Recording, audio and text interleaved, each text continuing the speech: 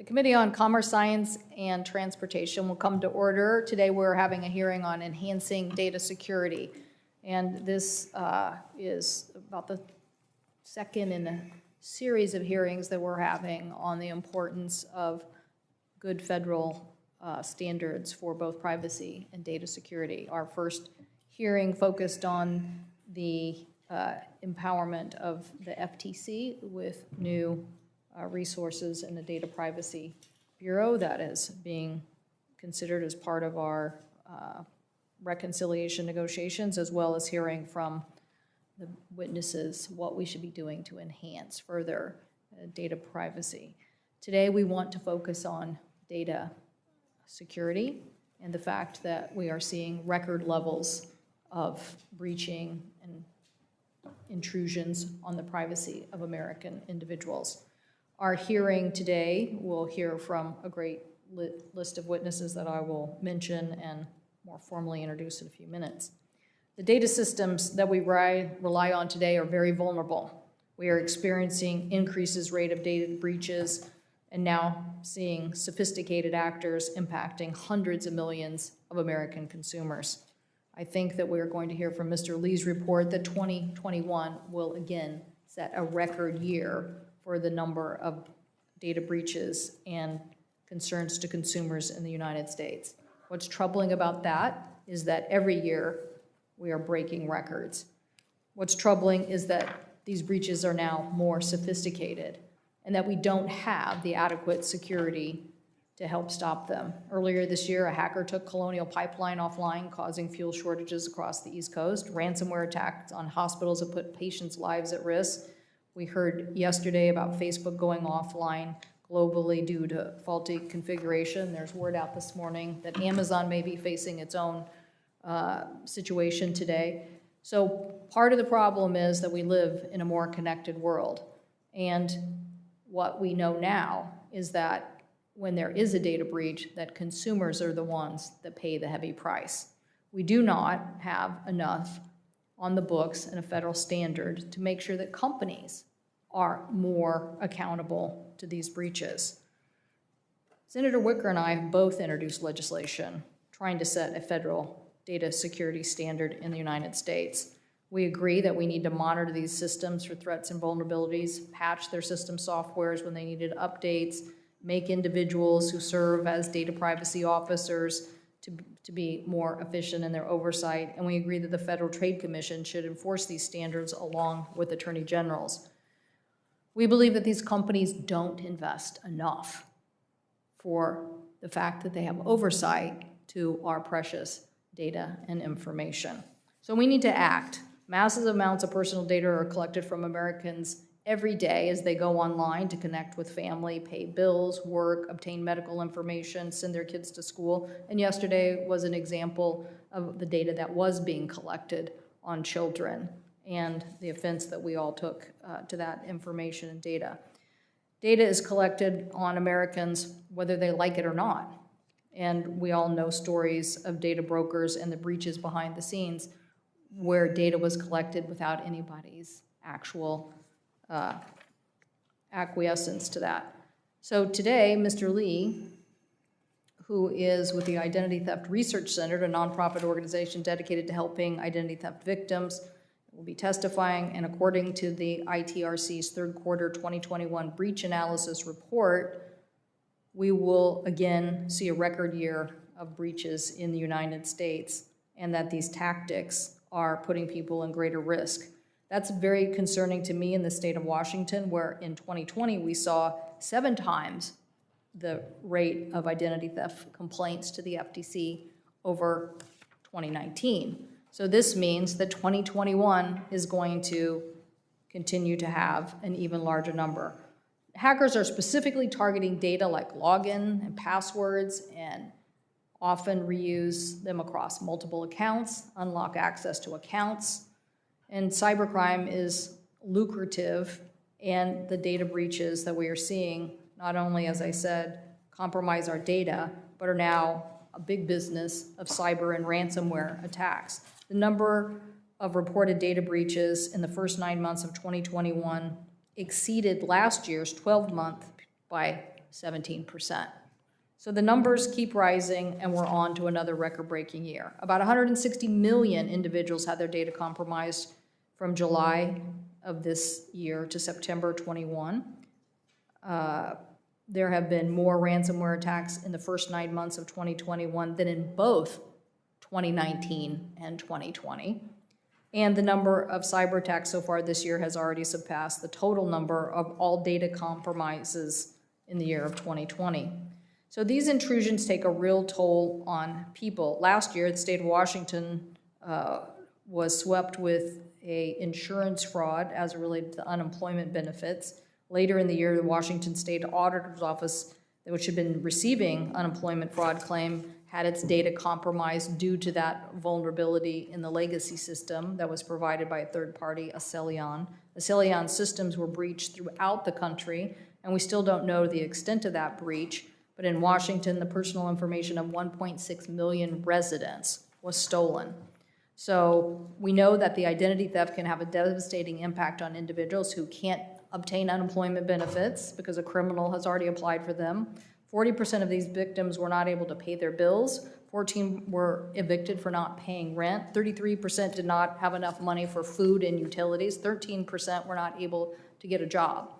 So while most identity theft victims lose less than $500, 21% of these victims report losing more than $20,000. And these are a lot of people, growing every year in numbers. So we need to act to inform a better national standard for data security, to protect Americans' personal data and privacy so they are less at risk. That's why we introduced the Consumer Online Privacy Act, COPPER, last Congress, along with my colleagues here on the committee, Senator Schatz, Klobuchar, and Markey, and to continue to grow and strengthen our federal statutes so we can address these issues. So we look forward to hearing from the witnesses today about those particulars on how we strengthen these standards, what we need to do to protect whistleblowers, what we need to do to report data security and privacy problems, and what we can do to better protect the public. We know that a stronger FTC will help, but we need to give the FTC the resources that they need to do their job. So I, again, will introduce the witnesses in a few moments, but I think we have a very distinguished panel here to hear from on these important issues. So now I'll turn to the ranking member for his opening statement. Thank you, Senator Cantwell. Appreciate it very much. And good morning to our witnesses. Each year, Americans benefit from a growing supply of digital products that make life better. At the same time, they also collect, share, and sell our personal data. Although this data can provide meaningful insights about consumer preferences, it has become a target for bad actors seeking to exploit people's data for nefarious purposes. According to reports, data breaches have gone up by 38% this year alone.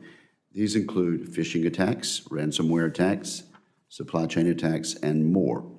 The average cost of a data breach in the United States is roughly $8 million. But the cost to the broader public is hard to measure. Data breaches can bring long-term damage to reputations, personal finances, and even to physical safety. When Congress passed the FTC Act in 1914, the Federal Trade Commission was given the task of protecting consumers from deceptive and unfair commercial practices. The Commission has rightly used this authority to curb business practices that put consumers' personal information at risk. It has required companies to adopt stronger protections for consumer data and, in some instances, implement safeguards such as employee training, maintaining access controls, and monitoring systems for data security incidents. The FTC also continues to inform the private sector on best practices to prevent security breaches. Importantly, the FTC's longstanding approach to data security has been based on reasonableness. With cyber threats constantly evolving and growing more complex, there's no single or perfect solution to the problem. The FTC needs the flexibility to adjust to constantly shifting cyber threats. Under the Obama administration, the Commission asserted this standard of reasonableness in a bipartisan statement. I'm going to quote what the Commission said. A company's data security measures must be reasonable and appropriate in light of the sensitivity and volume of consumer information it holds, the size and complexity of its business, and the cost of available tools to improve security and reduce vulnerabilities. There is no one-size-fits-all data security program. The mere fact that a breach occurred does not mean that a company violated the law. End of quote. Although this remains true today, there's certainly more that Congress can and should do to make consumer data safer and protect Americans from cybercrime. In July, Senator Blackburn and I introduced the Safe Data Act, which would give the FTC more tools and authorities to improve data security practices in the marketplace and deter cyber criminals. Our legislation would require covered entities to minimize the amount of personal consumer data they collect and retain. It would require businesses to maintain certain internal controls to reduce risks to data. It would give the FTC targeted rulemaking authority to ensure companies can identify security vulnerabilities. It would expand the FTC's jurisdiction over common carriers and nonprofits. And to make sure companies follow the law, our bill would allow the FTC to impose civil penalties for first-time offenses. Many of these ideas represent areas of bipartisan common ground among members of this committee. Today's hearing is an opportunity to discuss how these and other steps can improve data security through bipartisan federal privacy legislation. As I said last week, Americans deserve to have their data protected. Now is the time for Congress to act to pass legislation that protects the American people's privacy and personal information. Thank you, Senator Cantwell. Thank you, Senator Wicker. And again, welcome to the witnesses. We are joined by Mr. James Lee, who is Chief Operating Officer of Identity Theft Resource Center, a nonprofit organization dedicated to helping identify identity theft victims and analysis reports that are so helpful. In fact, I think we have part of your record is a pretty healthy report on this year's data. We'd also like to welcome Ms. Jessica Rich, who is currently counsel at Kelly Dreyer, former Bureau of Consumer Protection at the Federal Trade Commission, where you had experiencing a vast number of roles at the FTC, including the agency's Bureau of Consumer Protection Director, where you oversaw actions against companies who failed to uphold the promise to consumers. Thank you for being here. In addition, we have Ed Felton, who is the Robert E. Kahn Professor of Computer Science and Public Affairs at Princeton and former Chief Technologist, I think that was the title, at the Federal Trade Commission.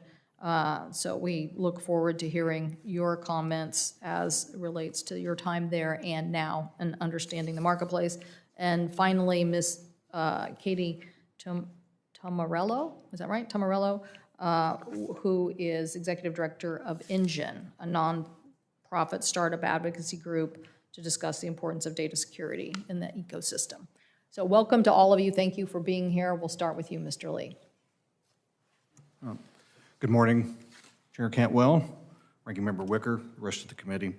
Thank you for the honor of speaking with you today. My name is James Lee. I am the Chief Operating Officer of the nonprofit Identity Theft Resource Center. We're based in San Diego, California. And the chair was very kind to share a lot of our data for this morning that we just released in our Q3 data breach report. So I'm not going to talk about those numbers as much as I am now going to talk about the impacts. But I will say that we are now, as of today, only 238 data breaches away from an all-time high. And we had 446 data breaches in this quarter. So you can do the basic math. We're in for a raising the bar substantially. Let's discuss the real-world example of what I'm talking about, which is poor cybersecurity leads to data breaches, which leads to identity crimes. That's the value chain we're talking about. And let's talk specifically about the identity-related unemployment fraud. The ITRC advisors first realized there was a problem last year when we started getting calls from Seattle. Now, we don't get a lot of calls about unemployment fraud.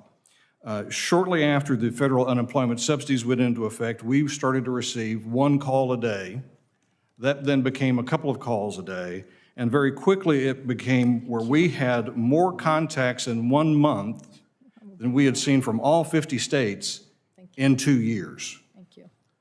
It was a rapidly increasing problem. In 2019, we logged 14 cases of identity-related unemployment fraud. From March 2020 through last week, the ITRC has logged 2,112 cases of unemployment identity fraud in all 50 states and the District of Columbia, and it continues today. Behind all these numbers, though, are people. They're victims.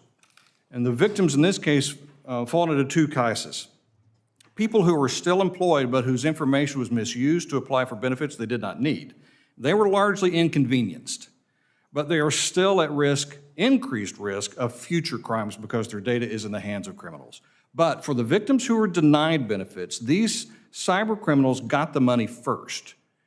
And our research shows, as the chair noted, 40% were unable to pay their bills, 14% were evicted, 33% could not pay for food. As of April of this year, we found that 69% of the victims denied benefits last year still had not resolved the issues as of this year. All of these issues are directly linked to identity criminals misusing stolen personal information, largely from data breaches, often directly linked to poor cybersecurity practices, procedures, and executions, which begs a very simple question with a very complex answer. What do we do? In the ITRC's view, the status quo is broken. We believe policymakers and industry leaders need to work together to focus on three key areas, which I'm now going to talk about. We need better cybersecurity standards and practices. For example, cyber attacks against known but unpatched software flaws that come from data breaches, they lead to data breaches, those results are largely preventable. You can prevent those kinds of cyber attacks. Another highly effective tool, don't collect the information if you don't need it. And if you are through with it, get rid of it. You cannot breach what you do not have. Very simple concept. But without enforceable minimum standards, there are no broad incentives beyond trying to avoid headlines or post-breach litigation that get people to actually make the broad organizational changes that are often needed. We need better enforcement. We believe victims are best served when there are options for redress. In today's environment, where some states are more aggressive in protecting their citizens than others, the result is often disparate victim support for the same crime, but what you're able to get accomplished for the victim varies by where you actually are. Technology moves faster than government, so state and local jurisdictions need the ability to be responsive to new threats and technologies while maintaining a minimum base of strong security and privacy. And we believe our partners at the FTC are best equipped to be that enforcement agency. Finally, our victim notification system is wholly inadequate. The first U.S. data breach law was proposed in 2003 by a certain senator from Washington. California lawmakers took that and actually passed a data breach law that same year. Since then, the average number of data breaches reported in the United States has grown to about 5 a day. The average number of data breaches reported in the European Union is 331 a day. What? Couple that with the estimated 15 billion stolen logins and passwords available for sale in identity marketplaces at any given time, and it is pretty obvious that data breaches are underreported in the United States. In our view, today's hearing is ultimately about how we reduce the number of identity crime victims. Yet there's a separate conversation we also need to have about how we support people when they're victimized. That victim support system we have today is just as inadequate as our cybersecurity standards, our enforcement structure, and our system of victim notification. The ITRC would love to talk to you about that too sometime. Thank you for your time and attention, and I look forward to answering any questions you may have. Thank you, Mr. Lee, and again, thank you for your annual reports and the information that you provided to the committee. I don't even know if in the Q&A I'll get to ask all my questions about that, but I am interested in the state rankings, and you have data that shows what's going on in each state. So I think that that's also interesting data for our committee members. So thank you. Ms. Rich, welcome. Thank you for being here. Be ready for that question. Chair Cantwell, Ranking Member Wicker, and members of the committee. I'm Jessica Rich of counsel at Kelly Dry and Warren, and also a distinguished fellow at Georgetown Law.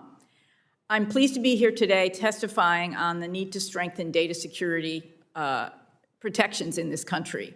My remarks today are my own, based on my years in government service. And my background is as a lawyer and a law enforcement official. I worked for 26 years at the Federal Trade Commission, the last 4 as its director of Bureau of Consumer Protection. Before becoming the director, I was the first and longtime manager of the FTC's privacy program. I've supported stronger data privacy and security laws for over 20 years. Providing reasonable security for consumer data is at the heart of privacy protection. Without it, data can easily be stolen or compromised by hackers or corrupt insiders. And that's what we've seen again and again. Scores of data breaches that harm consumers and businesses alike in the form of fraud and identity theft, loss of trust, and business disruption. Because commercial systems are highly connected to the nation's infrastructure, these compromises undermine our national security as well. One of the key problems is that current law fails to set clear standards for data security or provide adequate remedies. Most of the FTC's data security efforts are based on the FTC Act, a law that leaves wide gaps in protection and doesn't even authorize penalties for first-time violations. While there are sector-specific laws with a data security component, and half the states now have their own data security laws, it's a messy and confusing patchwork. For all of these reasons, I strongly support federal data security requirements, whether as part of a broader privacy law or on its own, if that can be done, to bring stronger protections and greater clarity to the marketplace. My written remarks detail the main elements I recommend in such a law, so many of which are already contained in some form in both the chair's and the ranking member's privacy bills. The convergence between these bills reflects hard work and commitment by this committee and shows that a federal data security standard is truly within reach. The committee's efforts to create a new privacy bureau at the FTC, something I've also personally championed, will also make an enormous difference for data protection in this country. So in terms of the elements, first, the law should provide comprehensive protections and a level playing field across the marketplace. This means giving the FTC jurisdiction over nonprofits and common carriers, which they don't currently have jurisdiction over.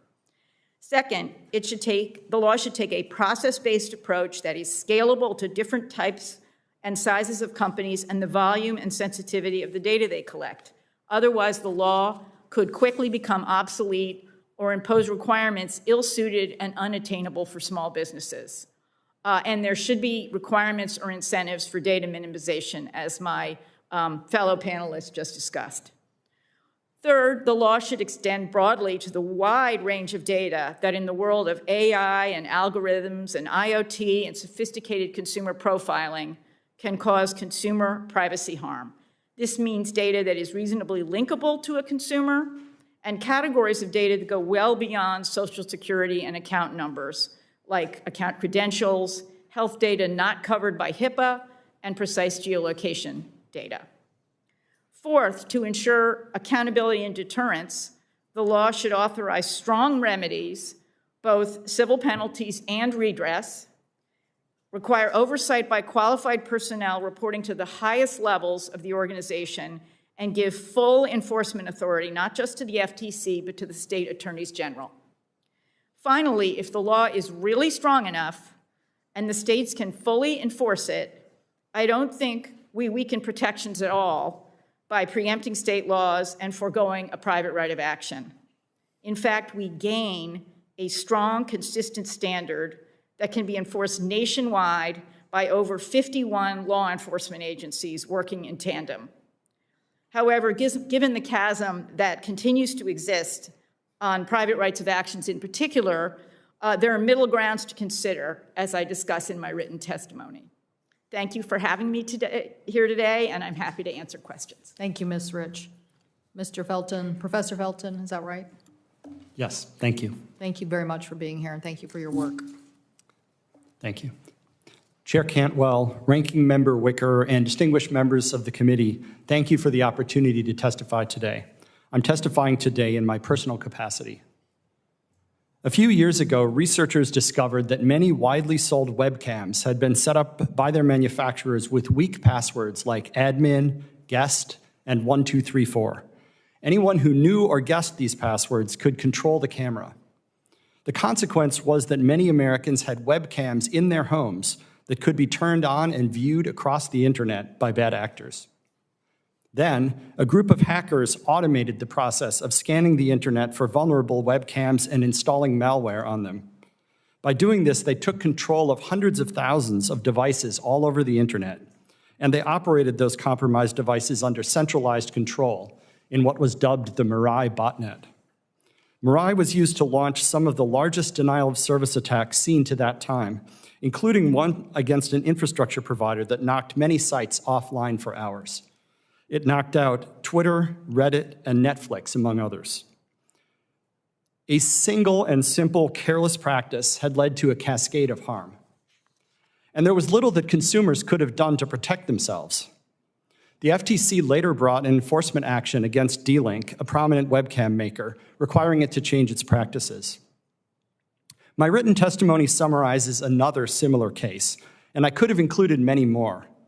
It's a distressingly common story. Consumers, unable to protect themselves, rely on a company to take adequate precautions. The company fails to do so. Intruders exploit that failure. Consumers are harmed, and an FTC enforcement follows.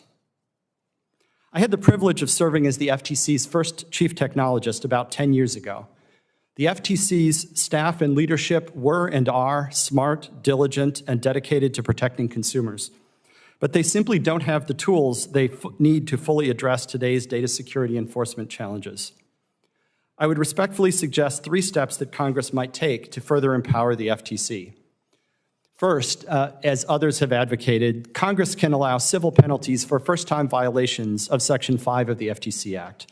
The lack of first-time penalties makes the FTC Act a weak deterrent, and it tempts a company to gamble that it won't face enforcement, or if it does, it can go ahead with unfair practices and then clean up its act after the first enforcement. For example, D-Link paid no penalties in the FTC's webcam enforcement.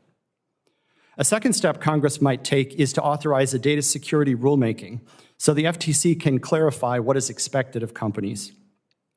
Today, most enforcements rely on Section 5, which is broad but not specific. The FTC has created a body of case law through its enforcements and public statements, but more specificity would better protect consumers and help companies better understand what's expected of them. A good structure would cover both internal controls and responsibility in the spirit of the GLBA safeguard rule, and also require basic best practices that are already widespread at well-managed companies, such as keeping up to date on security patches. My written testimony offers a longer list of suggested provisions. A third step Congress might take is to increase the FTC's resources for data security and technology, and to create a new technology-focused bureau in some form. When I joined the FTC in 2011 as its first chief technologist, the agency was just starting to build its workforce of technologists. The need for more technology expertise was clear. And although the FTC has increased its capacity to hire and work with technologists over the 9 years since my term ended, there's still a long way to go. Government can't match the salaries or working conditions available to top technologists in the private sector, but the FTC can find and recruit outstanding technologists who are motivated by the agency's mission of protecting Americans. I know these motivated technologists exist because I have met many of them and helped some of them get jobs at the FTC. Skilled technologists will come to the FTC, and they'll stay as long as they believe they're empowered as full partners in fulfilling the agency's mission. This requires building a community of practice and establishing career paths for technologists in the FTC so that they can develop their talents and can hope to rise to high levels in the agency staff if their performance merits it. The key is to activate the virtuous cycle where successful recruiting increases the team's impact on the mission, and the impact on the mission attracts top talent to join the team. The successful FTC of the future is one that has stronger authority, increased resources, and greater technological capability. The FTC is ready to grow into this role, and I thank the committee for your work on empowering the FTC to do this on behalf of American consumers. Thank you for your time, and I look forward to your questions. Thank you, and I knew there was something there, Dr. Felton. I thought it was Dr. Felton, and I should have known that because it's the University of Washington that you graduated from, so. Indeed. Thank you for that. We'll ask you more about the technology aspect of this, because I do think the workforce is a very big issue. Ms. Tumarello, thank you so much for being here. Thank you. Chair Cantwell, Ranking Member Wicker, members of the committee, thank you for the opportunity to testify before you today. My name is Kate Tumarello, and I am the Executive Director of Engine, a nonprofit that works with a nationwide network of thousands of startups to advocate for pro-innovation, pro-entrepreneurship policies. Most of the current technology policy debates focus on concerns about how the largest players handle or mishandle consumer data. But startups are critical contributors to innovation and economic and job growth in the US, and they have a unique perspective and need. A data security framework that accounts for the breadth and diversity of the startup ecosystem, sets clear, consistent expectations, and protects responsible actors from unwarranted legal and compliance costs in worst-case scenarios. For many startups, data security is a business imperative. Startups often don't have the name recognition or long-standing relationship with consumers that larger companies do. While high-profile data breaches of large corporations take up headlines and congressional attention, those companies live to see another day. For a startup, one data breach can drive away users and investors and ruin a company. Startups have to constantly balance competing goals while building out a successful product or service. One of the many things they have to consider is securing user data. In fact, many startups see privacy and security as a competitive advantage and use strong security measures as a way to differentiate themselves from others in the industry. But every startup has to grapple with the fact that it could be the victim of a data breach, as there are at least 1,000 every year, and unintentional errors can still happen at responsible companies. The startup ecosystem isn't a monolith, and each company's risk assessment and security measures are going to look different. A two-person startup collecting non-sensitive data from a handful of users will have a very different risk profile than a larger company collecting sensitive data from thousands of users. At the same time, a new and small startup won't have the resources to spend on compliance and security measures that a larger company will. Being responsible stewards of user data will look different for every company, and federal data security policy needs to recognize that. As Aaron Vick, a startup advisor from Jackson, Mississippi, told us, smart and helpful data security policy should promote flexible security practices, not make life harder for startups when they're victims of data breaches. And if a startup is a victim of a data breach, it has to spend its very limited time and resources detecting, mitigating, and investigating the breach, which can cost tens or even hundreds of thousands of dollars. By contrast, the average seed stage startup has about $55,000 to spend per month, a sum that needs to cover salaries, equipment, research, development, marketing, and more. And since the vast majority of startups do not or do not yet have outside funding, many startups have significantly less than $55,000 a month to spend. A complicated regulatory and legal regime makes a disastrous situation for a startup worse in the wake of a data breach. Congress should create a federal framework that gives startups clarity on the measures they need to implement to protect consumer data and clarity on the steps they need to take if they do suffer a data breach. A federal framework should also create certainty that startups won't face regulatory and legal burdens if they do suffer a data breach despite their precautions. The current patchwork of state laws provides unclear data security standards on the front end and varying or even conflicting requirements in the wake of a breach, which creates ambiguity and uncertainty for startups. For example, in notifying users of a breach, Michigan law requires companies to describe the incident that led to the breach, while Massachusetts prohibits notices containing that sort of information. And because startups almost always have users in multiple states, the first step of notifying users of a data breach can involve hunting down additional user data the company might not otherwise have or need to determine where users are located and which state laws are implicated.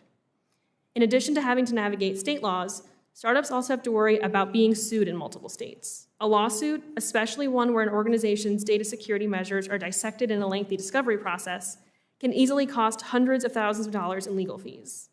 This approach to enforcement also opens up the door for courts to issue inconsistent rulings about what security measures are adequate under the law. It also creates opportunities for malicious or misguided lawsuits where, for instance, a startup is sued by a competitor or faces a nuisance value lawsuit. Again, a federal framework should create clarity and consistency and restrict the opportunities for bad faith litigation. One bright spot in the current policy landscape is where state laws incentivize security measures by, for instance, easing compliance burdens if a data breach impacts only encrypted data. Encryption is one of the most effective ways startups can secure their users' data. As Ben Golub, CEO of Atlanta-based Storage, explained, The widespread use of encryption is key to protecting sensitive consumer, financial, healthcare, and research data from compromise by us or by bad actors, and these are the kinds of measures we should be encouraging. Congress should create a federal framework that incentivizes strong security measures that make sense for startups and their unique risk profiles, allows room for the universe of responsible security measures to grow and adapt as the threat landscape evolves, and creates consistency and certainty for responsible actors, including ensuring they won't face unnecessary burdens in the event of a data breach. We appreciate the committee's attention to this issue and the broader effort to create a federal privacy framework. To quote Tony Hike, CEO of Minneapolis-based Theratech, if lawmakers are going off an assumption that every business is trying to do bad things, then they don't understand startups. There will be a few bad actors, but legislating for the lowest common denominator is not the right approach. Thank you for your time, and I look forward to answering your questions. Thank you. Thank you for all the testimony today. I want to do as we did at our last hearing, try to figure out whether we have a lot of commonality. So if you could just kind of be brief on answers, if you could. Do you all support an FTC Privacy and Data Security Bureau? Yes. Yes. Yes. Yes. Do you support first-time penalties? If somebody knows the answer. go Oh, ahead. yes. Yes. Yes, if there are clear rules of the road. Same. Okay. Same as who? Yeah. Take your pick. Do you on this technology issue, one of the key things, Dr. Felton, is to get a technology workforce at the FTC who understands these issues. Ms. Tomarello is bringing up a point about small businesses, but I venture to guess, knowing what I've known about the past cases at the FTC, is that the people who are the breach and privacy violators are those who don't have a workforce within their organizations or understand their responsibility as it relates to data and the threat. I don't know if Mr. Lee might see the same thing, juxtaposed to startups who are very sophisticated technology players, because they wouldn't be in that business if they weren't very sophisticated technology players. So what we're seeing is an absence of technology expertise at these firms. Is that correct? The ones that are getting the violations, and Ms. Rich, you can join in here too. Is that what we saw at the FTC? I wouldn't totally agree with that. Sometimes that was the case, but sometimes it was simply a failure to prioritize it or put the investment there. So That's exactly my point. Yes. Companies have a lot of data. Yeah. And then they don't prioritize. Right, Or have. exactly. Which I consider somewhat being sophisticated if you Yeah. have that level of data. Yeah. So that is the point. So that's who was violating the FTC's actions against people were people who weren't taking that responsibility seriously. exactly. Yes, often it's a failure to take sufficient care, meaning not recruiting the technology people you need, not managing them carefully, not making this an issue that is on the radar of senior officials in the company. That's what leads to sloppiness and corner cutting, which ultimately is the cause of a lot of these problems. So, Mr. Lee, your reports show that we had a hearing more than a year ago about Equifax and its breach, which was simply not applying a patch. That was a known solution. But you're saying we're beyond that even. We're beyond the people just not doing patches, because now the attacks, because people understand the amount of money and resources here, are much more sophisticated. We've gone from a period of data acquisition. So let's think of Equifax as sort of the high point where bad guys wanted to accumulate as much data as they could from as many sources as they could find. Now we're into a period where they're using the data they've already stolen. So we've gone from a period of theft to a period of fraud. So a lot of what you're seeing in the last year has been circumstances where they'll use that to either perpetrate a phishing attack that can lead to ransomware, can lead to that kind of information. When you have a login and password from an organization, that can lead directly into a ransomware attack, because they don't need to breach your system. They can go in with a login and password. Or you have what you saw with unemployment, where you can pretend to be individuals and open up accounts or take over accounts. So we've gone from acquisition to fraud. Now, that doesn't mean they're not still trying to acquire, and they're not still using our own tools against us. We don't patch fast enough. We have legacy software that hasn't been updated or replaced in some cases, decades. But certainly, you have a lot of legacy software out there in organizations. It's time-consuming, it's expensive, I understand that. But it still has to be done, and that leads to the attacks like what you saw at Excellion. And so, Dr. Felton, what do you need to require of the companies as it relates to the level of technical sophistication that they should have in dealing, if they are, let's just say, dealing with large volumes of public content? Yeah, the bar is certainly higher for them, needs to be higher for them than it has been because the threat is higher. It requires staff. It requires especially a sophisticated and strategic approach to managing these systems, and it requires consistent execution. Companies need to be willing to, in some cases, spend money, in some cases, encounter inconvenience to upgrade legacy systems and so on, in order to protect things. Because what the community has learned over and over is that a single failure to patch one thing or to upgrade something when it needs to be there to make sure that some digital door is locked can lead to a huge breach. Thank you. Senator Wicker. Thank you, Madam Chair. Let's go down the line on some other questions. Do you all support inclusion of a data security requirement in a federal data privacy law? Yes.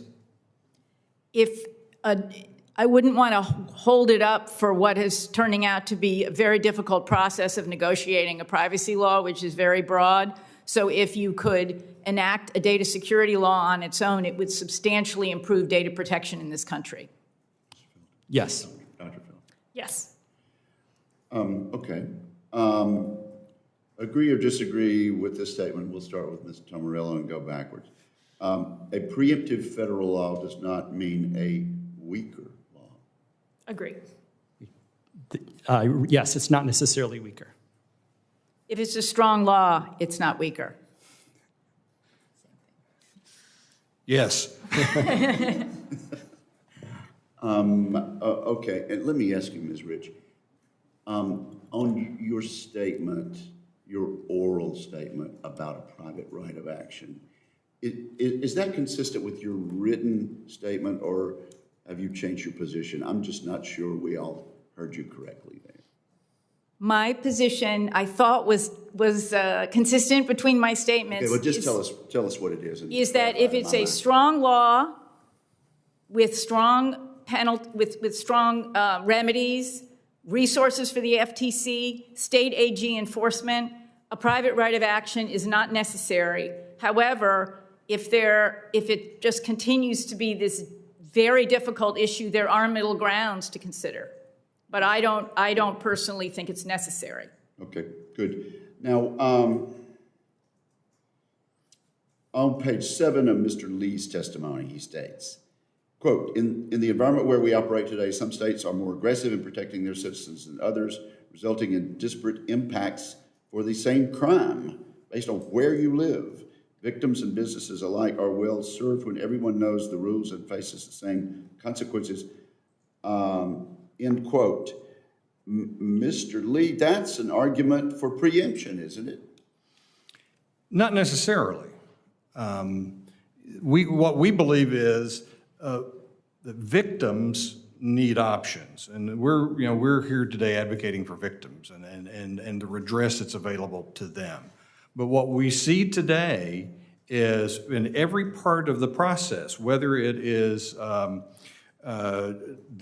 enforcement of whatever a state has deemed to be a data breach, all the way to the form of the notice and the substance of the notice. We're so across the board in so many different areas, it's very difficult for anyone to have any kind of understanding, if you're the business or you're the victim, of what it is that I can do to protect myself, or what is it that somebody is going to do to protect me. Okay, you may want to enlarge on that. Yeah. On the record. Ms. Rich, I think Mr. Lee's written statement makes a case for preemption. Do you agree? Trying to get us to argue? Well, trying to compare and contrast. I think that the case for preemption, if the law is strong and all the state AGs enforce it, is very strong. And that would prevent situations in which the same crime, based on where you live, has disparate impacts, would it not? Yes. Now, okay, Mr. Lee, I think Senator Cantwell and I think she'll give us a little leeway here. I think we're interested in a ranking of who's doing a good job. Now, I think what I understand you to say is you think there are just as many breaches in the United States as there are in the EU. They're just not being reported, and the difference is grossly, it's just obvious. Is that correct? And also, which data security laws are doing a really, really good job, and how can you prove that? Great question. I just think Senator Cantwell wanted me to ask that question. Well, so to answer to both of you then, we do believe that it is obvious. We know because of the disparate nature of state regulations and state laws. What is a breach in one state is not a breach in another state.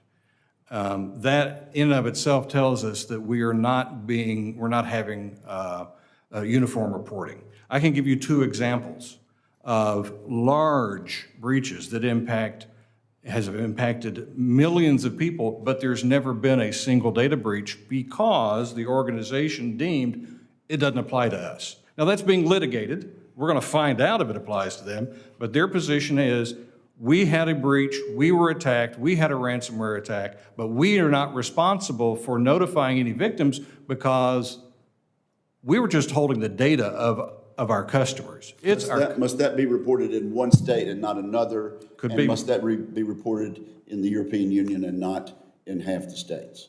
That would be correct. There are states that do not require that. Which state has the best law in your judgment? Actually, Maine has a tremendous data breach law and a tremendous data breach reporting system. We get some of our very best data from the state of Maine. There are a number of states that have very good laws. Obviously, California, with the genesis of data breach laws being in California, they have a very strong law. New York has a very strong law. New York has very strong regulations underneath that. And there are results to prove this. Yes, sir. Can I make just a quick comment? I think what's missing is data security. Data breach is great. Data breach notification laws are great. They create accountability, but they put the burden back on consumers to protect themselves. And what I thought we were talking more about here was having a data security standard to prevent breaches in the first place. And that's critical. Senator Baldwin is next. Thank you. Thank you, Madam Chair. I want to focus a little bit on the security issues that Chair Cantwell brought up that resulted in the big breaches. So things as simple as failure to install a software patch or failure to encrypt user information. We know the Equifax breach was possible because the company failed to apply a patch. And the Colonial Pipeline ransomware attackers infiltrated a virtual private network account that didn't use multi-factor authentication or authentication, which is a basic cybersecurity tool. Dr. Felton, in light of that reality, how should we be thinking about best incentivizing companies to do what should frankly be common sense cybersecurity practices? Well, I think there is by now a well-established list of basic practices, including the ones you mentioned, and I suggest a longer list in my written testimony. But in my view, a rulemaking might require companies to follow those basic practices. In addition to the process and accountability, internal control considerations that will help to protect against more sophisticated attackers and more subtle errors. These baseline practices, I think, ought to be required. Ms. Tamarello, you talked in your testimony about the fact that small businesses don't have the same resources to ensure compliance with data security requirements. And frankly, if we don't expect a major company like Colonial Pipeline to take the basic steps on data security, do you think it is unfair to expect a company with perhaps only a few staff or no in-house IT expertise to succeed where large and well-resourced companies have failed? That's rhetorical. Let me just ask specifically, how do you think Congress can ensure that smaller businesses engage in appropriate data security practices, and how should small business, the carrots and sticks for small businesses be different than those of large businesses that are well-resourced? Thank you for the question, Senator. I think, first and foremost, the vast majority of startups want to do the right thing, and currently they're stuck trying to figure out what exactly the right thing is. And so clear, consistent guidelines, whether through an FTC rulemaking or elsewhere, just saying, here's the menu of options that count as responsible security practices, and if you do these, we know that we can't prevent 100% of cyber attacks, but this is what responsible behavior looks like, and this is what you should model after. I think that would be a huge step up for startups that want to do the right thing, but again, just don't know what it is. And I would hope that any kind of menu of options provided by, for instance, an FTC rulemaking would account for scale and size and resources. Some of the things you mentioned in your first question are low-hanging fruit, and a startup can easily do them. It's just needing to know that that's enough. And so I think there's a way to create a framework that allows flexibility but still provides startups with the certainty they need. Yeah. Well, speaking of resources, I think there's an agreement that the Federal Trade Commission does not have sufficient resources and staff today to handle the issues related to data security and data breaches. I wonder if you can, Dr. Felton and Ms. Rich, talk about what kind of additional needs the agency has if Congress were to expand its authority on data security. So in terms of staffing of technologists, I think the agency is on the order of 10 professional technologists who are working in the mission side of the agency right now. And I think with resources, the FTC could reasonably use 50 to 60 people in those roles. In addition to help attract technologists, there have actually been a few serious problems that have been identified by former technologists at the agency other than Ed. One is there's no career path, as Ed talked about, but another is that there are odd, very rigid and outdated ethics rules governing what technologists can do when they leave the FTC that end up meaning that if they ever worked on a case involving Google, they can never work on any other case involving Google. So it's a big disincentive, and some articles have been written about it. In terms of what the FTC needs, it's not just money, it's authority. I worked for years with Section 5 trying to bring privacy and data security cases, and they're really tough because there's so many gaps. Section 5 doesn't even allow you to prescribe practices. It only allows you to get an order against a company that already engaged in negligent practices. And it doesn't cover certain entities, and we talked about the civil penalties, et cetera. So there just needs to be a law that allows the FTC to hang its hat on it and hold companies accountable. And I agree with the point about overly rigid conflict of interest rules. Thank you. Thank you. Senator Blunt? Thank you, Chairman. Mr. Rich, I want to get to another topic here. You mentioned in your testimony that examples of data were account credentials, health data not covered by HIPAA, and precise geolocation data. Senator Schatz and I, both on this committee, worked in the last Congress to try to get more attention to facial recognition standards. I wonder if you'd talk about that, and then if anybody else has an opinion on the use of this data and how and the lack of standards for collecting that kind of data that's out there. Everything from whether you're on a screen and looking at something and you're recognized facially, or you're walking through a drugstore. There's all kinds of this out there, and wonder what you're thinking about it as one of the things we should be concerned about. Absolutely. I didn't happen to mention biometric data in my testimony, but it's absolutely part of the class of sensitive data that should be protected by any data security law. It also has a lot of privacy issues associated with it. And right now, other than the FTC Act and the extent to which it falls, for example, under HIPAA, which still only covers a segment of health data, there's really no federal law that mandates security for biometric data. All right, Mr. Felton? Facial recognition particularly is an area that poses a lot of risks for consumers. Because of the way that facial images can be captured at a distance and used without consent or even awareness of the consumer. So I think it is an area that requires special attention, even relative to the already serious other security issues. Mr. Lee? They've certainly made great points about all the issues of capture.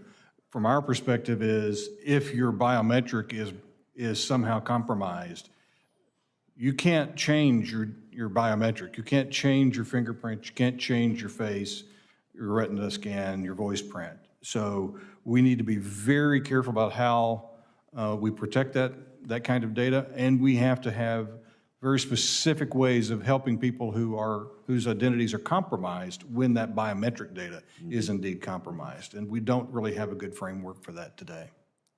Mr. Amarella? Thank you. I think definitely biometric data, including facial recognition data, should be considered sensitive and should face heightened privacy and security requirements. I do think we would want to be careful not to completely eliminate the opportunities to use it in innocuous and innovative ways, but totally recognize there is a bigger threat here, and it makes sense to put extra precautions around it. Well, you know, one thing people don't want is walking through a grocery store and then suddenly start getting ads for products. So you get a little of that by looking up anything while you're in the grocery store, from the geolocation side of this, but also from whether it's a grocery store or whatever else.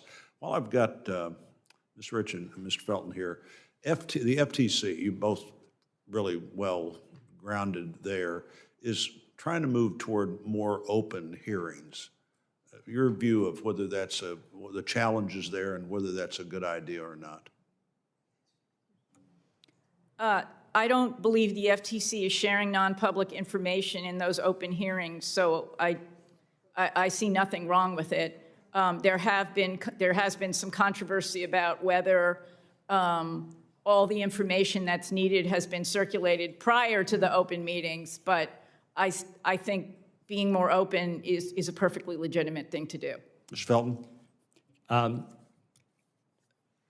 Ensuring that non-public information is not shared at those hearings, if we assume that, then I think this is a good idea. The transparency about what it is that the commissioners are concerned about and openness to the public is really useful in a lot of different areas. So I think for the commission to do an appropriate part of its work in public is a positive step. Seem to be some early transition questions about how to give notice and how much notice would be necessary, and if notice itself sort of takes away from looking at what the commission's really talking about. But I may want to follow up with the both of you. I think this is pretty much an FTC question. Thank you, Chairman. Thank you. Thank you. Senator Tester? Thank you, Madam Chair. I want to thank you for having this hearing, and I want to thank the folks who have testified today. I appreciate your testimony and your expertise. I really don't know where to start, so we'll start here. I'm going to start with you, Mr. Lee. when we're talking about data breaches and the potential for identity theft, has anybody done any work to find out how much of this identity theft information is coming from the private sector and how much is coming from government agencies? We actually track the source of information based on the publicly noticed data breach reports. Yep. So we can tell you, Can you give me any sort of statistics on data breaches and how often? I'm talking about, I don't know, severe as in the eyes of the beholder, but how many are happening in government versus business? So let's just look at this quarter. Yeah. Which was completed last week. There were 446 data breaches. 21 of those were from government agencies. Okay.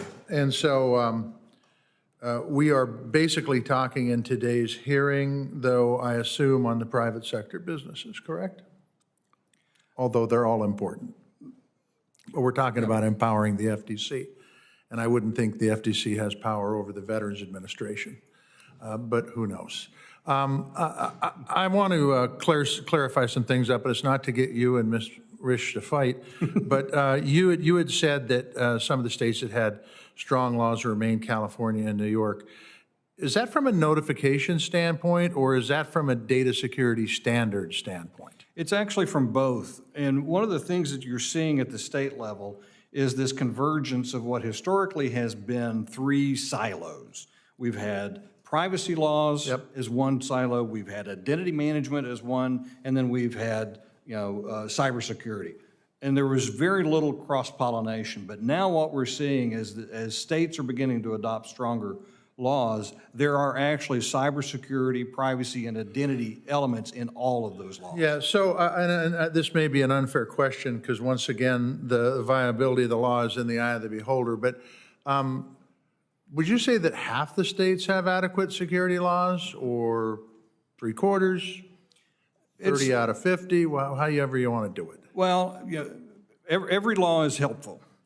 But we've gone through a period of transition where a lot of the states have sort of caught up to more common kind of data. A lot of the states, probably about half, don't recognize biometric data. Would you agree, not to get you to fight, but would you agree with that, Ms. Risch?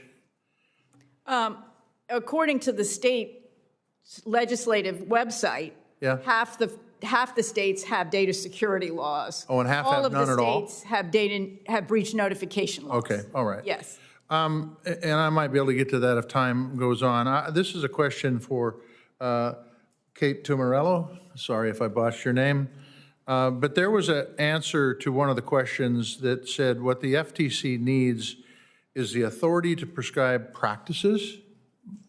Doesn't matter where I believe. Well, actually it does if we pass a law. But as a representative of the startups, how do you feel about that?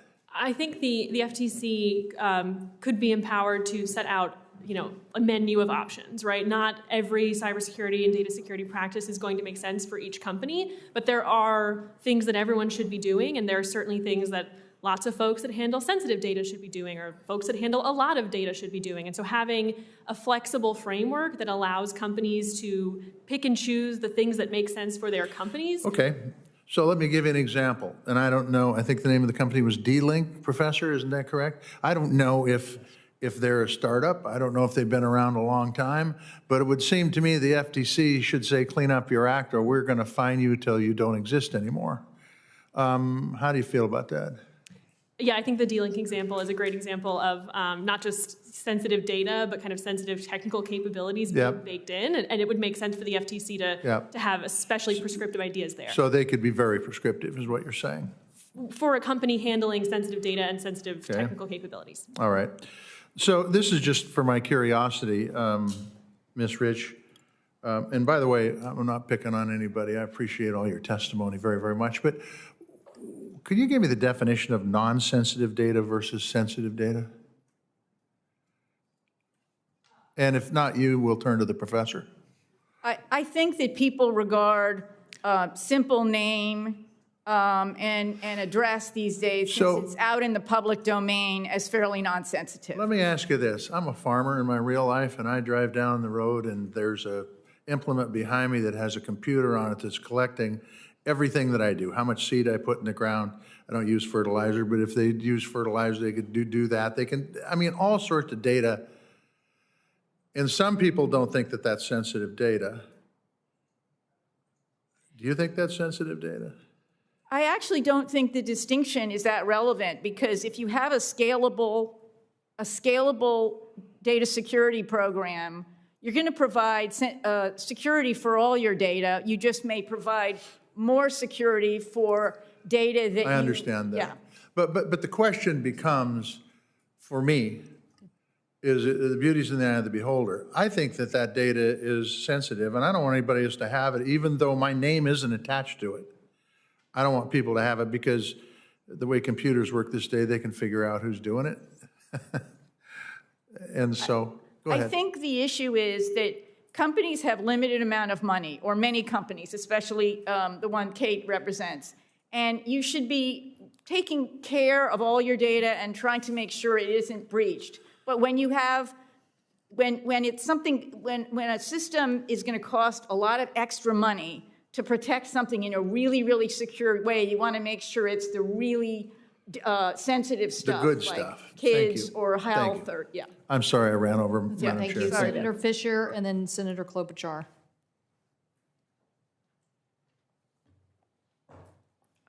Senator Fisher, are you available?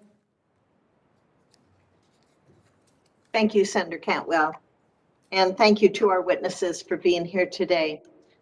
So much of our daily lives and work shifted on the online space during the COVID-19 pandemic, and this shift online also led to a spike in ransomware attacks and targeted our work patterns, how they were changing. I'm sure many members of this panel know the local companies and organizations in their states that have been impacted by ransomware. Just a couple of days ago, a company based in Lincoln, Nebraska that hosts several online auctions for farm equipment, livestock, and land was hit by ransomware attack, and the company had to take all of its sites offline. It's been very concerning for me to see the rise in these attacks, especially in the ag industry, which drives Nebraska's economy and makes up 1/5 of our nation's economy. But no sector has been immune from these attacks.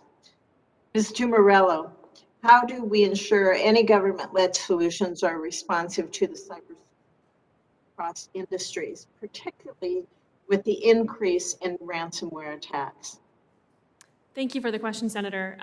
Like I said, I think giving the FTC authority to issue a menu of options where a company can recognize, okay, I'm in this sector, I handle this kind of data, these are my resources, here's what makes sense, would allow a model that scales not just across the tech sector, but to your point, across all sectors, because at this point, data security problems aren't just in the tech sector. Every business, online or offline, has data, and making sure there's a solution that works for them will ensure that we protect consumers not just in one part of the economy, but in the entire economy. Thank you. Mr. Felton, how do you believe that cybersecurity policy should address critical sectors such as agriculture and communications or energy?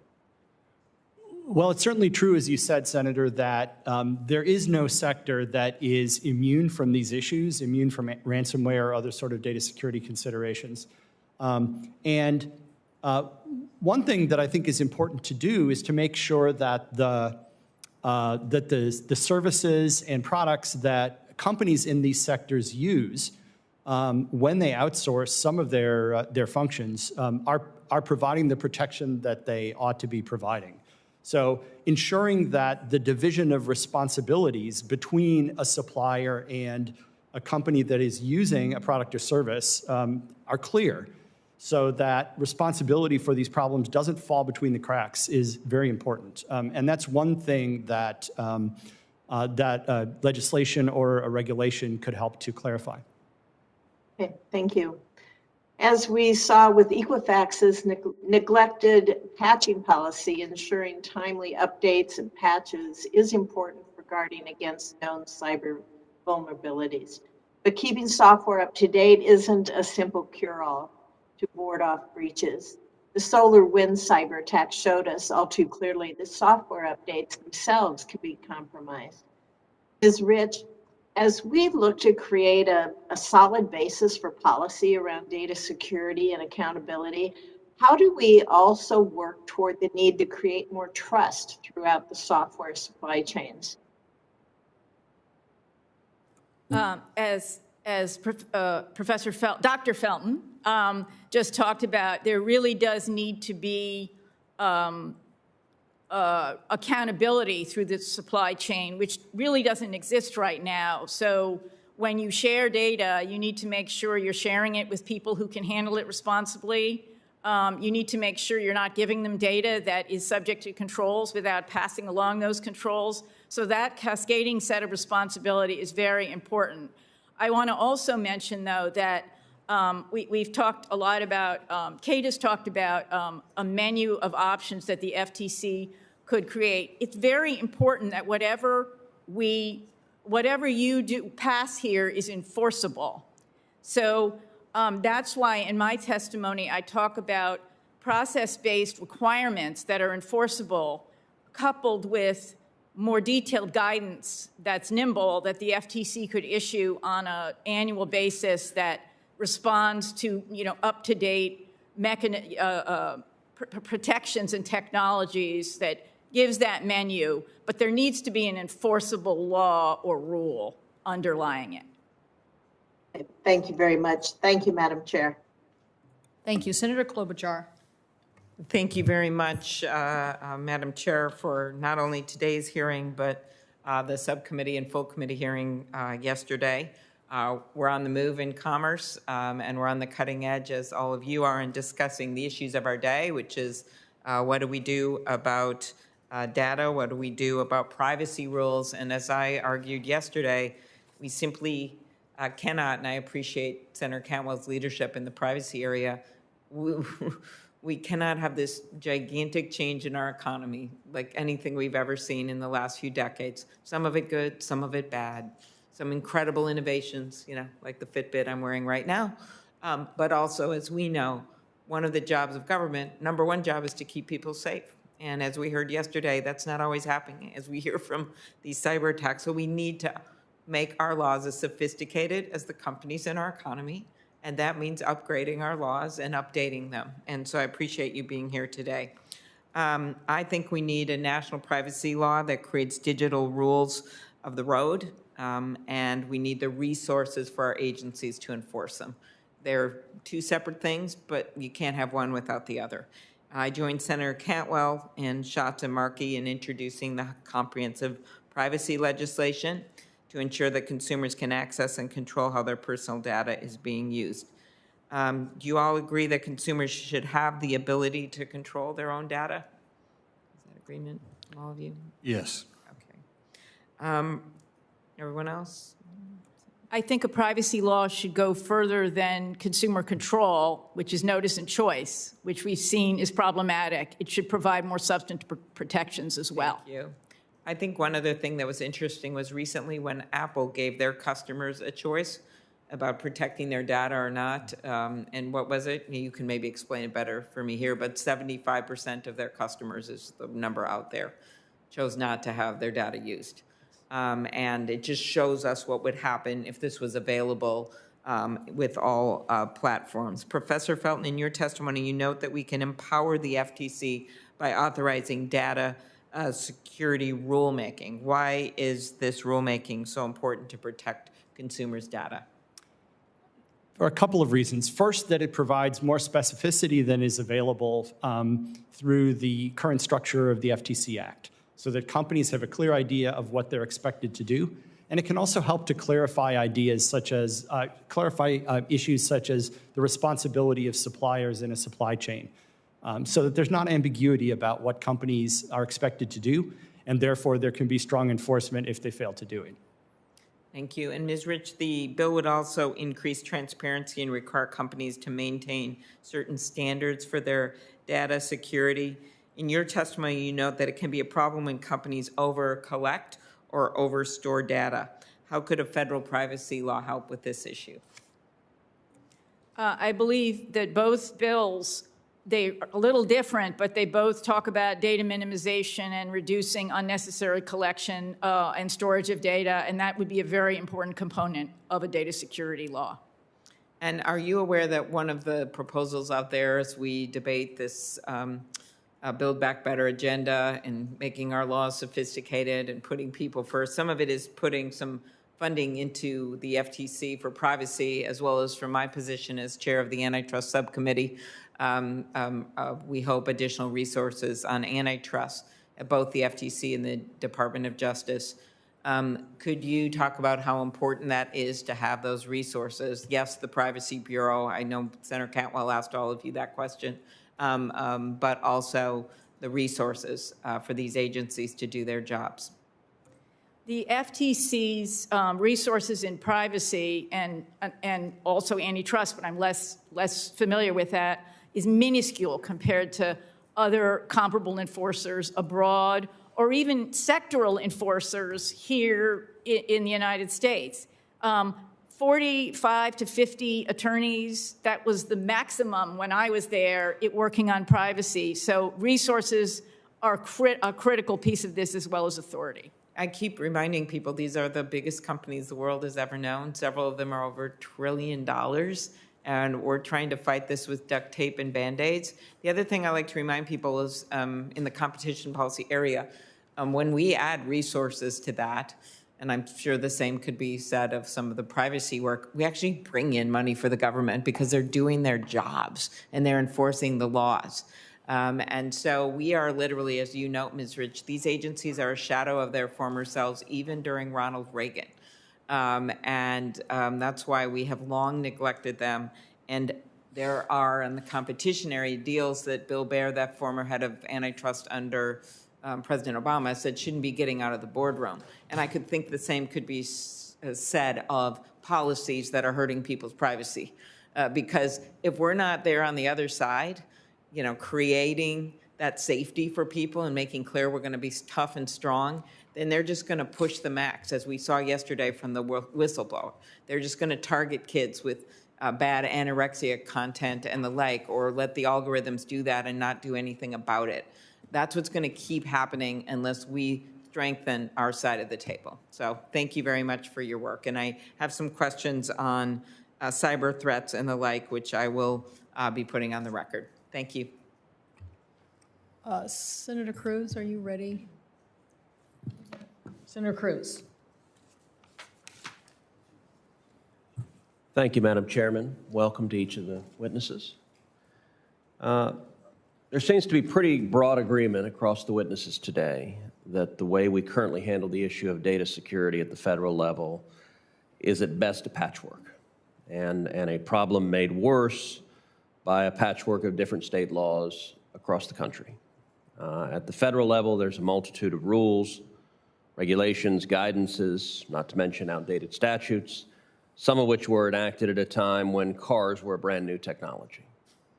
And together that creates confusion and uncertainty among companies and consumers and often leaves regulators powerless to address genuine harm and leaves the American public significantly vulnerable. I want to start with a simple question to all the witnesses.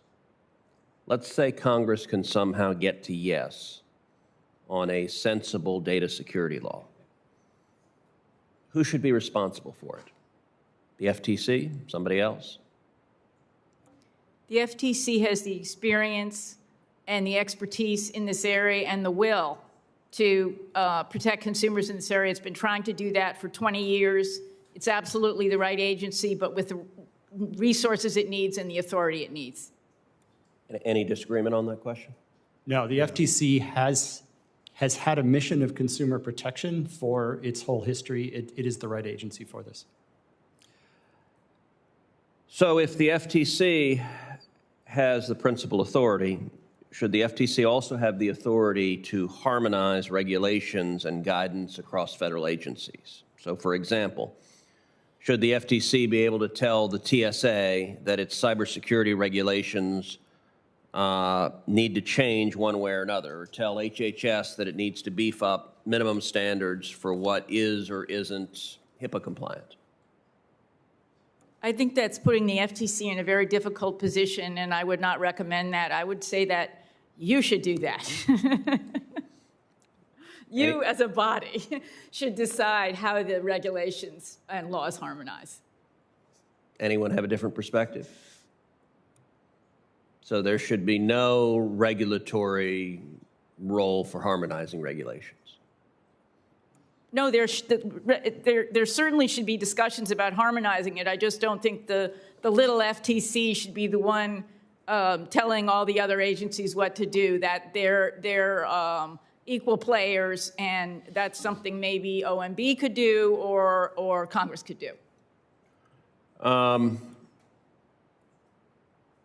Let's focus then on how Congress and/or the FTC strikes the right standard that has the substance needed to be effective while also the flexibility to be applicable to companies with very different risk profiles. What do the witnesses think the guidance should be on that?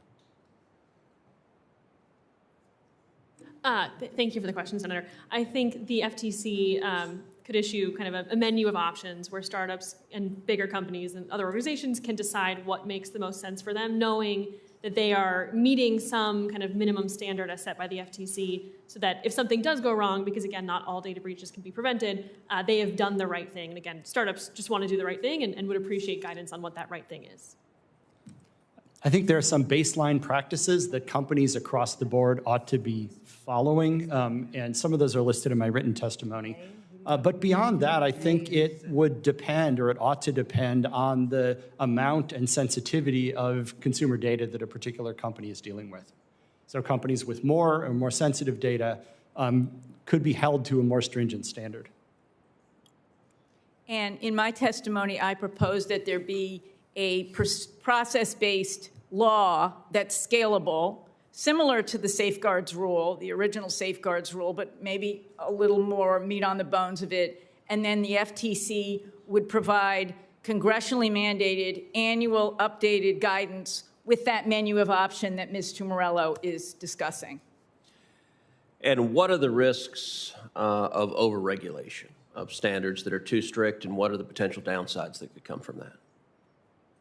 They quickly become outdated as technology changes, and then there's no chance for Congress to amend the law or rulemaking to keep pace, or they are not suited for small businesses because they're too prescriptive in terms of technologies that may not be necessary for certain small businesses.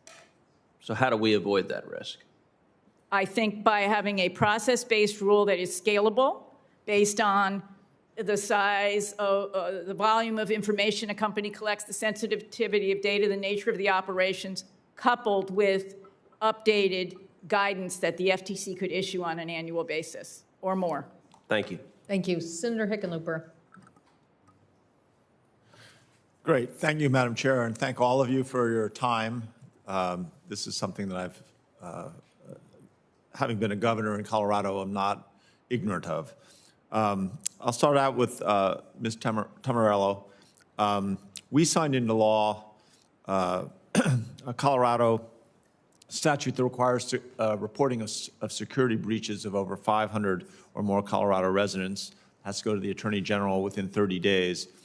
We also created the National Cybersecurity Center, which was and continues to be an effort to promote data security with both private and public companies. With the NCC, we launched cybersecurity for state leaders, which is a Google effort to educate, provide a training curriculum for state officials, including county commissioners and municipal folks. Obviously, timely reporting, as you guys have all said, pays a lot of different dividends. How should we think about a national reporting process? I think everyone's kind of talked about the need for it. What would you say it should look like in terms of how do we, as a small business person for many years myself, I want to start with your perspective on that. Thank you for the question, Senator. I think first and foremost, one standard is a huge advantage for small businesses and startups. And we've talked a lot about data minimization at this hearing, and I think one of the points that gets glossed over is that if you are having to follow a state-by-state patchwork, you are having to collect information about where your users are located to figure out if those state laws are implicated. And so creating a single standard not only incentivizes better data practices at the outset by not requiring state information, it also just makes it easier if a startup is the victim of a data breach and has to jump into action without having to figure out 50 state laws. And so I think, it almost, a 30-day reporting requirement seems reasonable. It's more just about having one requirement across the board. Right. I wasn't going to suggest that Colorado be the model, but since you put it out there. Dr. Felton, I wanted to ask you a little bit about some of these ransomware attacks that we've seen so much of. We had in May of 2020, JBS, just a large meat packer in Colorado, had a serious breach. We had a Colorado hospital that lost 5 years of electronic health records from 2012 to 2017. And it took 6 months to recover a lot of the critical health data. We've really pushed that businesses should provide security training for their employees, that they should have an incident response plan, that there should be a backup for their server data. So, I mean, obviously, as you all know, that it's not a question of if, it's a question of when organization or an enterprise is going to be breached. So what, in your opinion, Dr. Feldman, what targeted resources can Congress provide to support businesses' data security? In other words, what can we provide? To support businesses specifically, I think there are important educational roles that government can play. The FTC has an office that is engaged in this education for consumers and small businesses to help them understand what's out there and how to make safe decisions, giving them simple checklists of best practices and so on. It becomes more difficult when you're talking about larger organizations that face more sophisticated threats. There, I think government can help to play a convening role so that information can flow between organizations about what are the best practices and how can they protect themselves. Right. Well, I'd probably go further than that, but I appreciate that. And Mr. Lee, I was struck that in a large part what we're talking about here is security, the most basic type, and that the traditional way that we look at security in this country has been, we have the federal government does national security, and then most of us in our local communities have our local police department is where we really look at security. And yet right now, in terms of cybersecurity, it is largely relegated to the private sector, and for individual small companies, large companies, healthcare providers, it's catch as catch can. How do you see that balance between private companies providing cybersecurity protection and clearly what I think is becoming apparent, that the public need? It's a great question, Senator, and I would also struck by something you just said about the question of it's not a matter of if, it's a matter of when. It's actually a matter of how many times. Don't say that. Unfortunately. Thank you. The practical reality is the private sector and the government for their agencies are in the only position to be able to provide security and to prevent the kinds of incidents we're seeing that impact people, so create victims. So we have to have a partnership between all of the parties, beginning with government setting a standard, an enforceable standard, that then the private sector can go and implement. And they have the clear rules of the road, they know the consequences if they breach them, and they have the tools necessary to be able to implement them. If we have that system, we will reduce the number of cyber incidents, we'll reduce the number of data breaches, and we therefore will reduce the number of identity crime victims. I think that's something we can all work toward. Thank you. Thank you, Madam Chair. Thank you for that questioning. I'm going to ask Senator Moran's indulgence from the hearing the other day we had. There's some confusion. I'm going to talk to Senator Wicker. And we've had Commerce Committee rules pre-COVID and then COVID adoption, and now we're still in a kind of a hybrid thing where some people are logging in, remotely. So I think we have to figure out how to get back to what rules that we're going to operate under. Exactly, and some of us log in at the start of that hearing to get in. Well, I think we'll have, but I've asked Senator Moran for his indulgence today, given that we. I'm very indulgent. So we really appreciate his. Madam Chairman, Yeah, thank you. So Senator Blackburn, then followed by Senator Blumenthal, then Senator Moran. Thank you so much, Madam Chairman. And to each of you, thank you. This has been such an interesting week. Yesterday we did privacy, kids' privacy in the online space, and of course with data security today. But what I want to do is break out social media from small business and other interests. And let's talk specifically, and Professor, I'm going to come to you on this first. Is there we know how social media is collecting data, they keep that data, they mine that data, then they turn around, they sell the information in that data. So should there be a special set of obligations and enforcements and penalties that we expect from those social media companies? In my view, social media companies differ from many other companies more in degree than in type when it comes to privacy. These are among the companies that collect the most data, that use it most aggressively.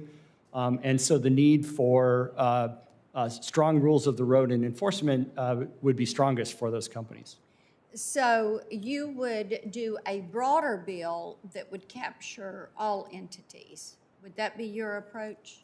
I think a comprehensive data security framework is important, one that covers everyone, but that scales according to the volume and sensitivity of information that a particular entity has. Ms. Rich, I see you're thinking out loud there with us. Well, I'm nodding and I'm shivering too. It's really cold in here. Yes. But I agree with everything Professor Felton just said. Okay, thank you. So one set of rules, entire internet ecosystem, one regulator, the FTC. Platforms can't boot you off. That's basically where you all are. This is one reason the FTC needs a lot more resources. It's because when they investigate a giant company like that that's collecting a lot of data, that investigation is going to be really, really complex and take a lot of resources. But I do think it's important in this law, especially if it's going to have preemption, for the state AGs to also be able to enforce it. Okay. All right. Ms. Tumarella, the IRS data security breach. That supposedly has data on tax returns of thousands of people and may go back as much as 15 years into a person. This is something that is a tremendous concern. We know that as of last month, the IRS is still looking at this alleged breach.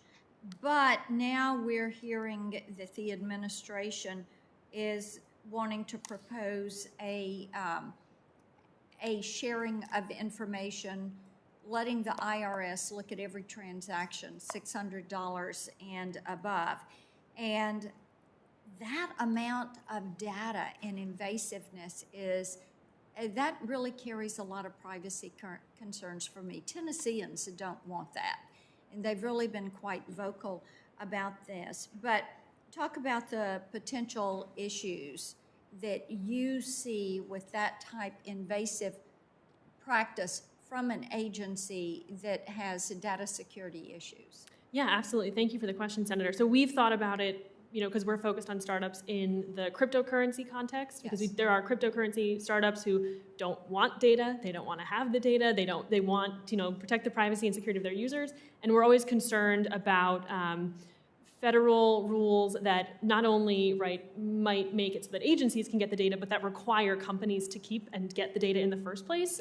We've talked about data minimization. I think that's a great principle and one that should be baked into any privacy or security law, but anything that kind of counteracts that by requiring collection and storage of data in the private sector goes right up against what companies should be encouraged to do.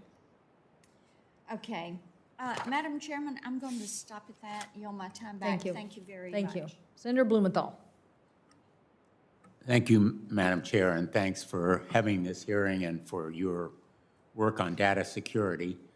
I'm going to take advantage of this panel's very impressive expertise to talk a little bit about a topic we discussed yesterday in this room with Frances Haugen, the whistleblower in the Facebook documents. She spoke very powerfully and compellingly about the role that algorithms play in pushing harmful content on children. And obviously, the algorithms use data, so it's not completely unrelated.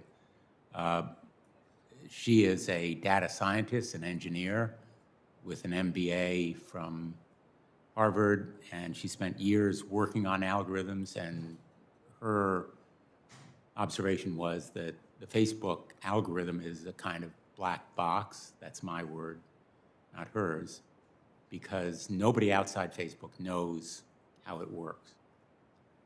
And we conducted an experiment, my office did, creating a 13-year-old girl on Instagram who expressed interest in weight loss and dieting and eating disorders, and she was flooded within 24 hours with accounts relating or recommendations for them to eating disorders, self-injury, and so forth. So algorithms obviously have a powerful part to play on Instagram and Facebook and social media. We're going to pursue this issue. I'm drafting legislation on it. One of her recommendations was that there be more transparency, more disclosure about how algorithms work, more oversight into this aspect of the internet. So my question to you, Professor Felton, is, and to others who want to make observation, what should we be asking of Facebook to tell us about their algorithms? What specific should we be demanding of them? Sure. So an algorithm like Facebook's is extraordinarily complex. I think the conceptual handles one can get on it are maybe three things. One is which data go into the algorithm. What is it using? And then any issues around accuracy or nature of that data. That's number one. I think number two is what is it that the algorithm is trying to optimize or maximize? These machine learning algorithms are all trying to maximize some metric or measure of something. With Facebook, it's maybe something like engagement, how often people click or time they spend on the site. And then what are they doing to understand the consequences? It's not simple to understand the consequences of one of these complex algorithms in operation, but companies are constantly monitoring, measuring, evaluating how these things go, and getting a picture into what they're seeing internally on their dashboards or reports. Seems quite important for understanding what's going on. I'm assuming you would agree that algorithms can be made safer in terms of protecting children and protecting data. Absolutely. Would you have specific recommendations based on what you know about Facebook or Instagram's algorithms on what they should be doing? With respect to children, the obvious first question is, should children be interacting with these technologies at all or interacting as part of the same broad system that adults are?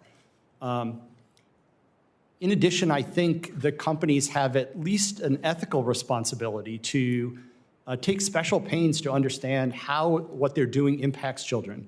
What are the behaviors of children on this site? Because it's very difficult for anyone else, such as parents, to really govern this behavior if the company is not there taking basic precautions. Parents don't have the ability to change the algorithm, do they? No, all they can do is look over their kids' shoulders or cut them off entirely. And in fact, my guess is that most parents have no idea what an algorithm is or what its effect is on their children. Even I, as a parent of a once young child, didn't really understand what these algorithms would be doing to my child. It's a lot of guesswork. So a good place to start for Congress might well be to require greater disclosure and transparency about algorithms. And if we were to establish, for example, an oversight board, it would be the work of that board to enforce greater safety to protect children. I think understanding is a first step, and then thinking about how to govern these algorithms is extraordinarily difficult but important. But if Mark Zuckerberg's really serious about transparency, he would provide more disclosure about his algorithms, correct? There is certainly more they could do in terms of disclosure, yes. Thank you. Can I just add that I don't think it would be very useful for the disclosure to be to consumers, because I don't think, in the same way consumers don't read privacy policies, they're not going to look at all this programming and figure out how the algorithm works. So if there's going to be oversight, I think it should be a congressional oversight or agency oversight, but not disclosures to consumers unless you're able to boil it down to something consumers can really understand. In the same way that the FDA regulates drugs or tobacco, for example, you'd need some kind of oversight agency that had that specialized knowledge. If Congress wants to regulate this, it needs to do more than have it be an ethical obligation. Yes, there needs to be some structure in place. Thank you. Access to this data and information by independent researchers who truly are experts is also valuable. Very good point. Thank you. Senator Moran. Chairman, thank you. Please take note of my indulgence and remember that. I will. I'm pleased to be here and appreciate this panel and this topic of conversation. This, Senator Blackburn said, this has been a week of useful and valuable time spent in the Commerce Committee. I don't know how to narrow my questions, and I have several, and I want to get to one in particular, and I'm saving it to the last, which is probably a mistake. But let me first of all say, Senator Shaheen and I are the appropriators for NIST. We chair the ranking Republican are back. And so my question, maybe intended for Mr. Lee, is how can Congress better equip NIST to provide effective cybersecurity guidance to organizations? Yeah, so there's... Well, NIST does an amazing job, as you well know, and they provide, great guidance that can form the basis of many of these enforceable standards that we're talking about. You already have some states now that are trying to make that easy to do, and if you do that, then you are relieved of some obligations and some liability under state law. So NIST is a great partner for what we've been talking about today. If we empower the FTC the way it needs to be empowered, with the resources, with the personnel, and with the mandate, it has to be in concert with NIST. I'm also an appropriator for the FTC. Yeah. Let me ask, maybe this is for Ms. Tumorella. Our Consumer Data Privacy Act, Privacy and Security Act, we try to scale the requirements based upon size, complexity, and the resources covered, resources of the covered entity or provider, as well as the sensitivity of the data.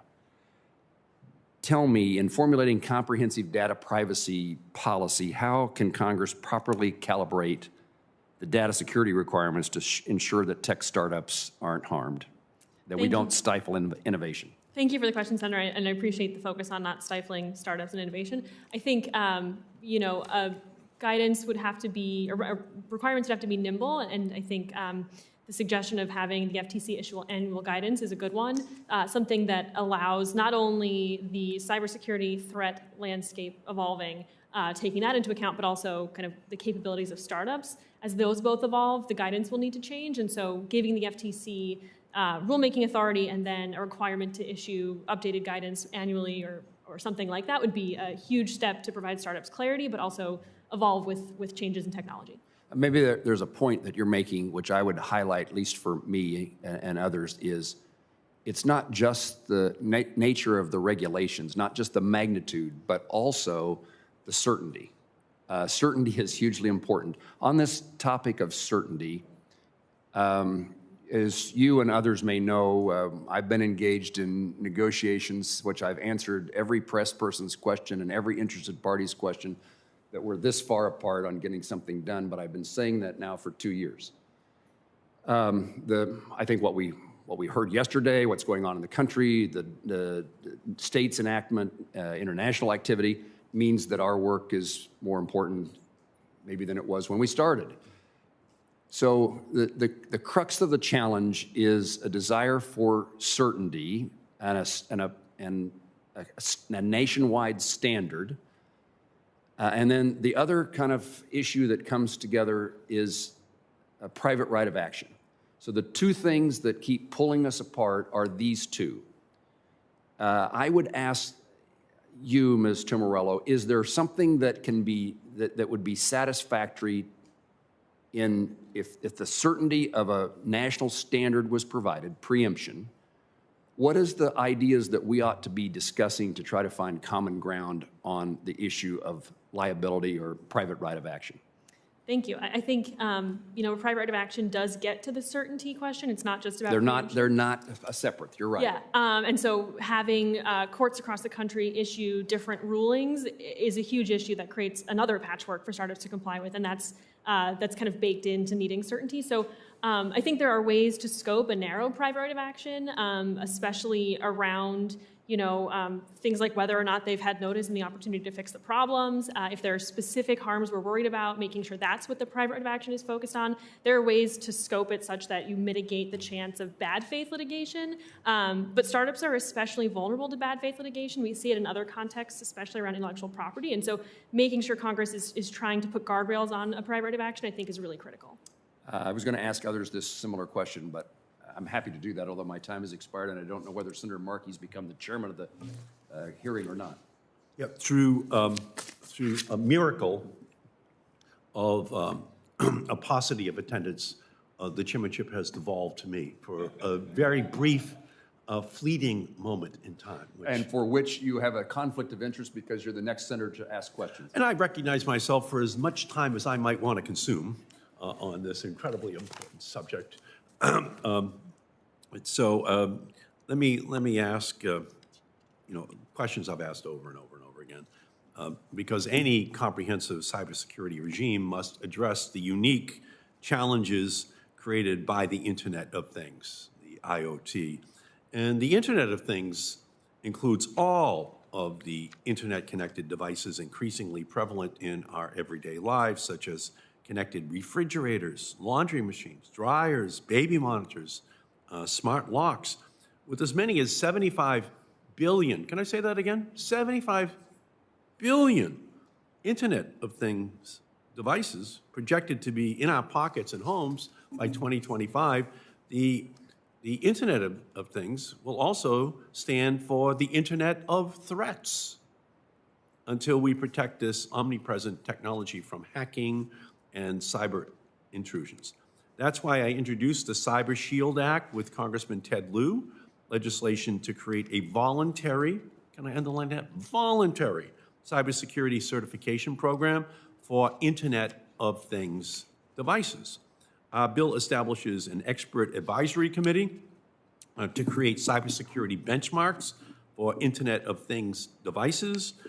Manufacturers can then voluntarily certify that their products meet these benchmarks and display this certification to the public with a Cyber Shield label akin to the Energy Star for energy-efficient appliances that will help consumers identify and purchase more secure technology. I'm very proud that President Biden included a new Internet of Things labeling pilot program that mirrors my Cyber Shield Act in his May 2021 executive order on cybersecurity. Dr. Felton, do you agree that we should make an Internet of Things labeling program a permanent component of our nation's cybersecurity safeguards by passing my bill?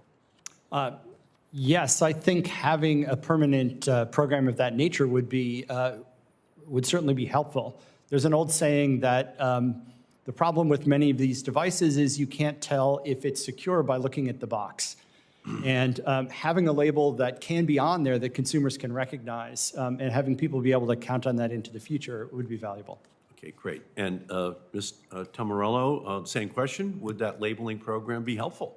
Yes, absolutely. I think the fact that it's voluntary is appreciative. And then it would allow startups to compete on security and privacy by saying we are certified, which could make it easier for them to get in consumers' hands. So I appreciate the idea. Yeah, and Energy Star works. People could just see, oh, it's less expensive and I get less efficiency out of this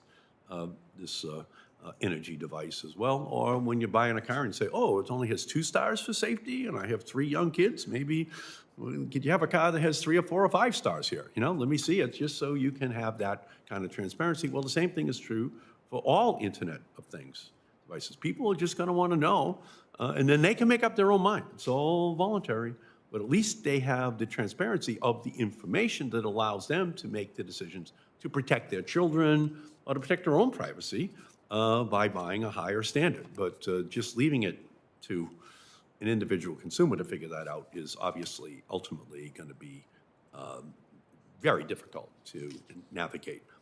And I'm also particularly concerned about cyber threats to children and teens' data, and that's why I've reintroduced my bipartisan update to the Children's Online Privacy Protection Act.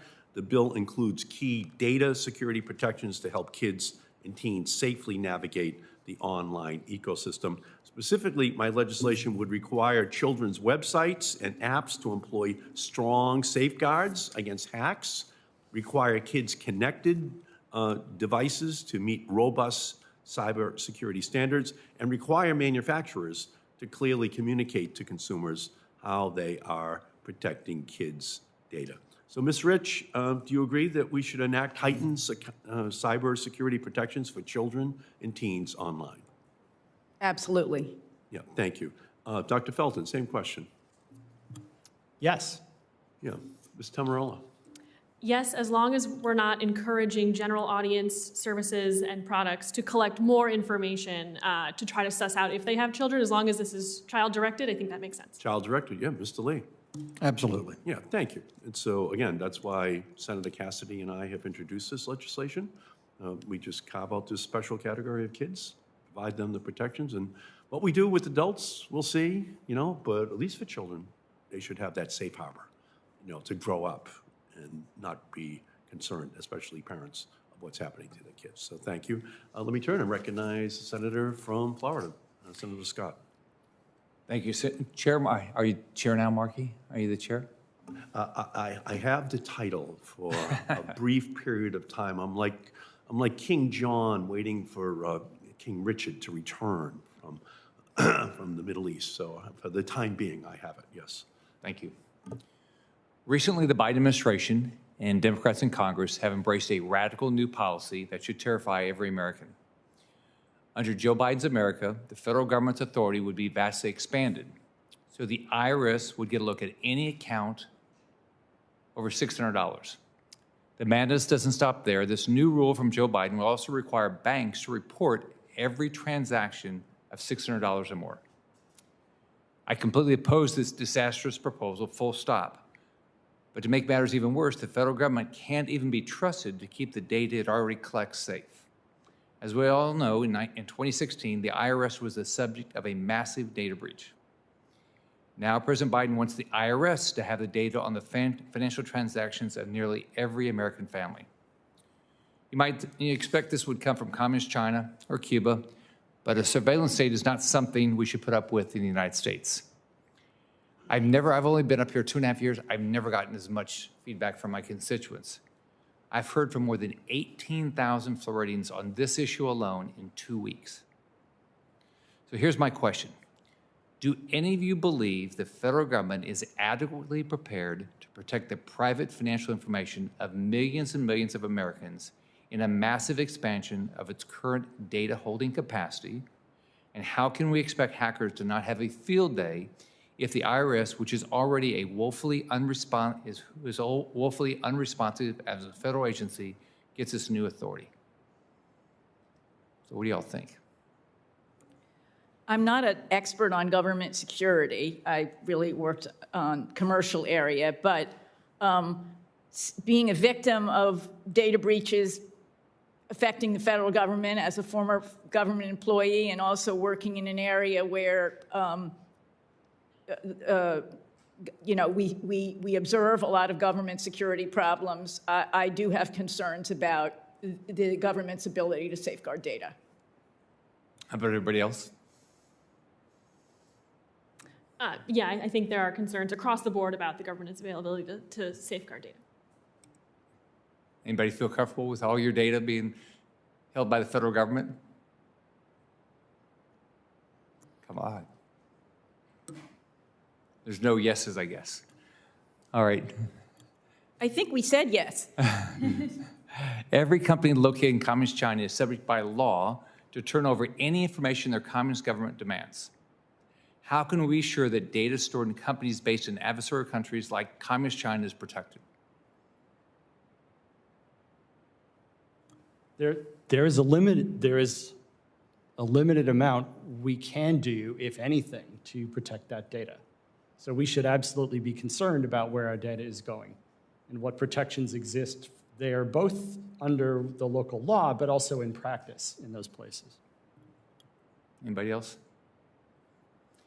So what limitations should we put on American tech companies that do business in Communist China to make sure that information about Americans stored in a foreign country, what sort of limitations do you all recommend?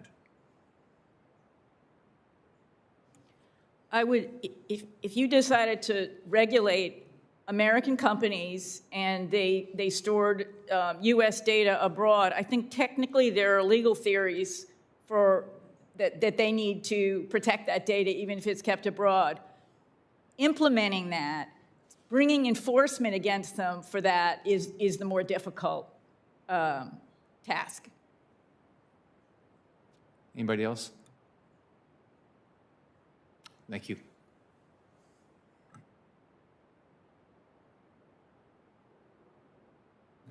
So thank you, Senator Scott. And I think Senator Rosen is I'm here. with us. Well, Senator Markey. Recognize the senator from Nevada. Thank you so much, Mr. Chair. Appreciate it. And like my colleagues before me, everyone is trying to work on this issue. So in order to, some of the bills that I've introduced to enhance data security, I'd like to just address one. They're aimed at strengthening our cybersecurity capacity, providing cybersecurity resources, education to small businesses, to schools, local governments. So like I said, one such bill I have, Improving Telework Cybersecurity for Small Organizations Act.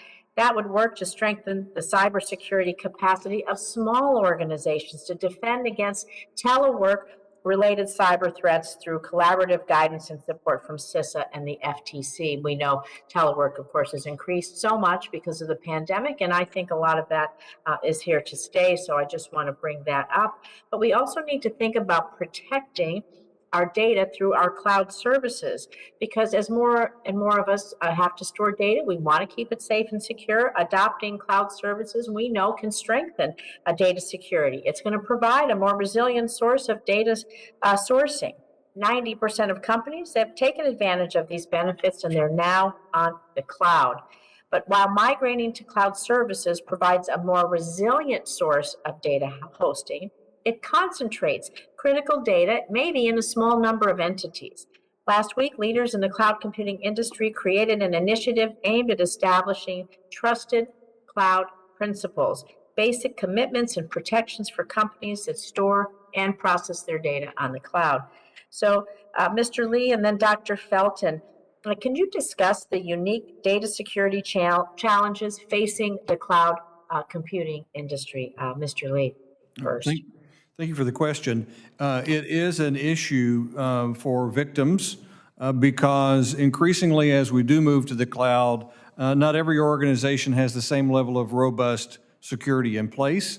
So any effort to have more uniform standards around what you need to do for security would be welcome. I noted in our report from our data breach analysis from this last quarter, nearly 100 million individuals were impacted by the fact that organizations failed to add a password to their cloud environment.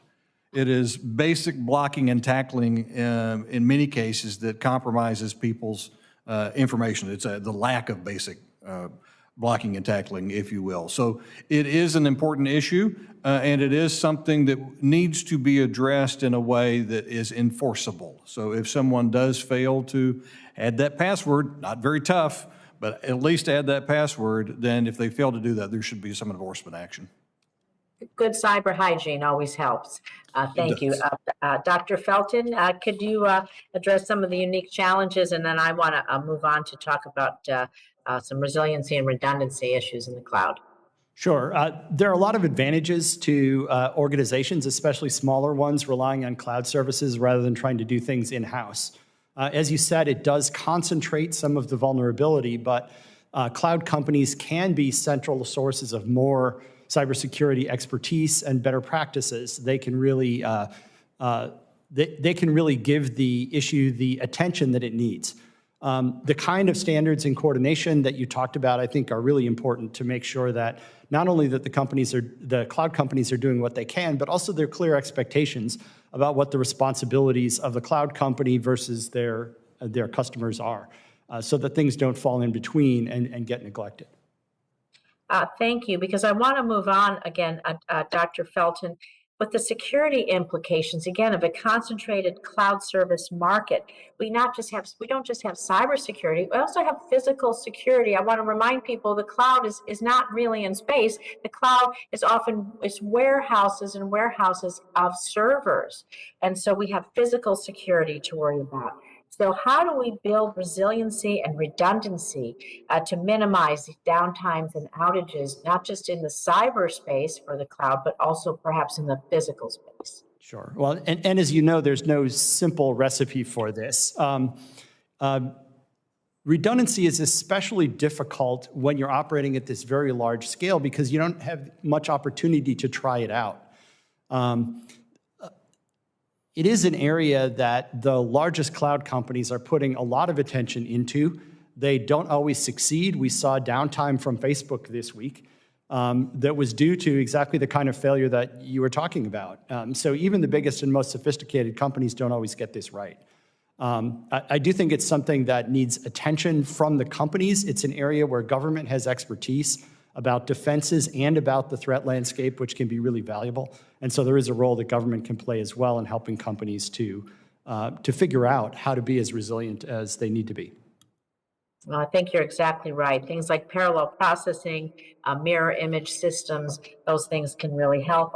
Thank you all for being here today, and I see my time is up. Thank you, Mr. Chair. Thank you, Senator Rose, and thank you for that line of questioning. I know we have several other members who still want to ask questions and are on the way from the vote, so I'm just going to ask a second round while we're waiting for those senators to show up, and then hopefully you guys can go on your way. I know it's been a long morning already, and I know it is a little chilly in here. I wanted to go back to Senator Cruz's question. You know, he was asking about other federal agencies and our own data security issues. And I know now a couple of members have had discussions with you around NIST. So one,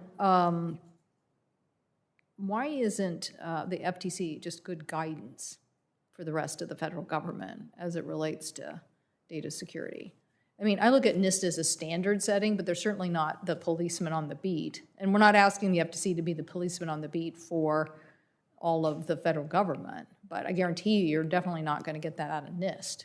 So here we have this burgeoning issue of cybersecurity for us as a nation, and we need to build our own capacity. We need to build the own capacity of a very technical, skilled team. And if you ask me, I have found that there are people in the bowels of organizations who are very, very technical. And then I know people at the very high ends of operations in various aspects of the federal government who are also very knowledgeable and very technical. But I see a gulf of people in between who aren't. And that's the most frustrating thing. So could the FTC, I mean, what do you see this role? Are you back to this notion of we're just going to have to find somebody else to be the government enforcer here to make sure that agencies are doing the oversight? I think what I meant wasn't that the FTC can't provide guidance. In fact, the FTC has been brought in by OPM and OMB to help when there have been breaches to deal with the aftermath because of their expertise. So I think the FTC could work with NIST to provide guidance for the federal government, and there may be others, the cybersecurity folks that would participate in that too. What the FTC can't do is make the other agencies follow it, because it's just a lateral agency, and I was in the trenches long enough with squabbles between the agencies and Ed to know that that's just not workable. But the FTC could certainly help provide leadership and guidance that OMB could then push down to the agencies. Okay. Anything else, Dr. Felton, on that? So another point that was brought up, so Ms. Rich, on when consumers have been harmed, do you believe in their common law rights to sue and to have damages and, correct?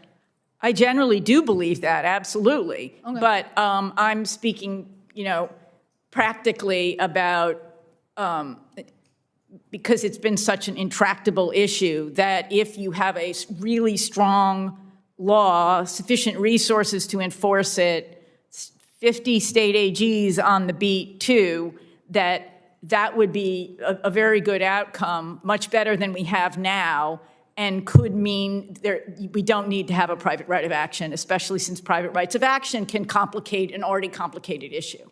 Well, I would beg to differ on that from a global perspective. I think yesterday was a perfect example of how you can, if you don't have real damages that someone is going to feel in these situations, you're going to have a lot of behavior that just continues.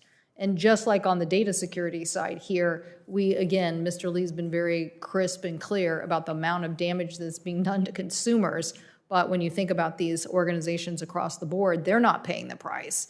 I guarantee you that Equifax had nowhere near the damage done to it as the individuals did if you were looking at it in a comparison. I mean, when people have lost their homes, lost their jobs, lost their health care, lost these things, it's been pretty significant. So I would just hope that we'll certainly get to you with some questions about what you meant on those middle ground issues, but I'm going to turn to my colleague, Senator Peters. Well, thank you, Madam Chair. Thank you for this hearing and a very important discussion. I want to thank each of our witnesses for being here. First off, I just want to echo my colleagues' calls that we've heard here in committee for increased reporting on data breaches and how important that is.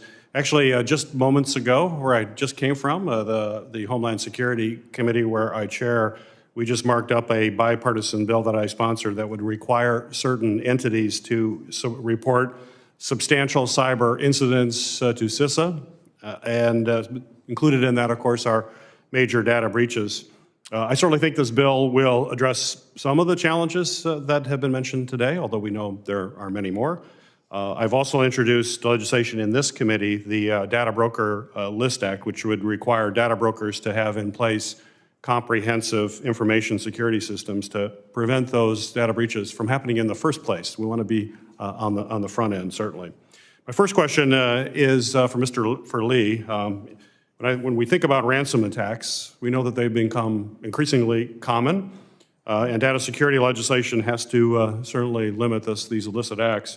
As an example, in 2020, Ukrainian hackers targeted a healthcare company with locations throughout Monroe County in Michigan, and in order to unlock stolen patient financial data, they had to pay over a $30,000 ransom. So my question for you, Mr. Lee, is can you give me examples of data security standards that would have the most impact in trying to prevent ransomware attacks from occurring in the first place? What would you suggest that we really focus on? It really all begins with let's prevent the data breach, because ransomware attacks are fueled by data that has already been stolen. So if we can prevent that from ever happening, for the most part, then you're going to have a tremendous impact downstream. You won't have as many ransomware attacks. You'll still have them because there's multiple ways of doing it, but you won't have what you have today, where largely ransomware attacks are committed because someone has a login and a password and can infiltrate a system. Or the SolarWinds attack, which was because of a administrator's password that had been acquired, and then it was a weak password to begin with, so that didn't help. So if we can prevent those breaches from ever occurring because of stronger cybersecurity standards that are enforceable, we'll get to ransomware. Well, that's good to hear. Well, my bill, the Data Broker List Act, would require data brokers to have in place a comprehensive information security system to mitigate that risk that you mentioned, Mr. Lee. And because of the role that data brokers play in today's data marketplace, it seems to me it's critical that regulations address their storage, their use, and certainly, as you mentioned, the security of their data. Ms. Rich, how do you believe data brokers should be addressed if we're looking at comprehensive data security legislation? Could you be specific about data brokers? The opposite. In the same way that Dr. Felton talked about social networks, it being a matter of degree because they have so much data, the same can be said about data brokers, and their whole business is data. So they've got a lot of it, and they have to, in terms of scalability, they would be at the top of the scale of protecting information because they also have a lot of sensitive data. Of course, for data brokers, privacy is a critical issue too. I mean, just as critical. You know, when can they, what kind of vetting do they need to do? Who can they sell the data to? Are they sure when they got the data that it wasn't subject to, controls, et cetera? So privacy is a huge piece of the data broker story as well. And a follow-up to that, what are there tools that we could provide to the FTC to actually enforce standards that are in place for data brokers? If there were standards in place for data brokers, then all the tools that Chair Cantwell is trying to provide to the FTC, more resources for technologists, for attorneys, for this new privacy bureau would be extremely valuable, essential. But there need to be standards in place because there aren't any really now. You have to start with standards, but you also have to make sure those standards are followed, and enforcement. It's a two-step process that is both critical, as you well know. Well, the Michigan patients that had their financial data stolen, as I mentioned earlier in my comments, were given free credit monitoring service after that, but their data obviously was already compromised, already a big issue. So, Mr. Lee, I know you noted in your testimony a study by the University of Michigan that showed that we're not equipping victims with the information needed to protect themselves.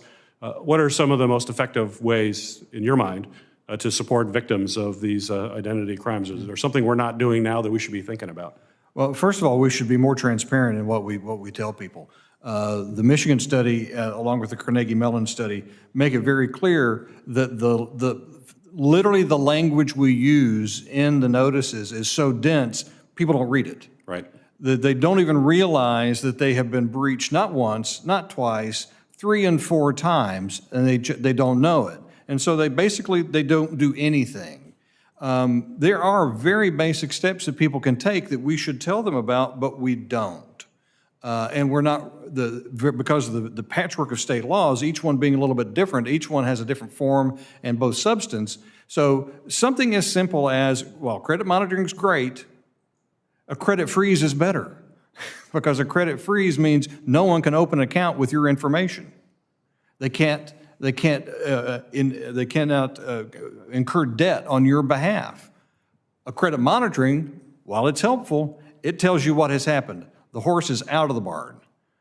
We don't need just that. We need a lot more robust kinds of information and that we give to consumers, we give to victims, and we need to do it ahead of time too.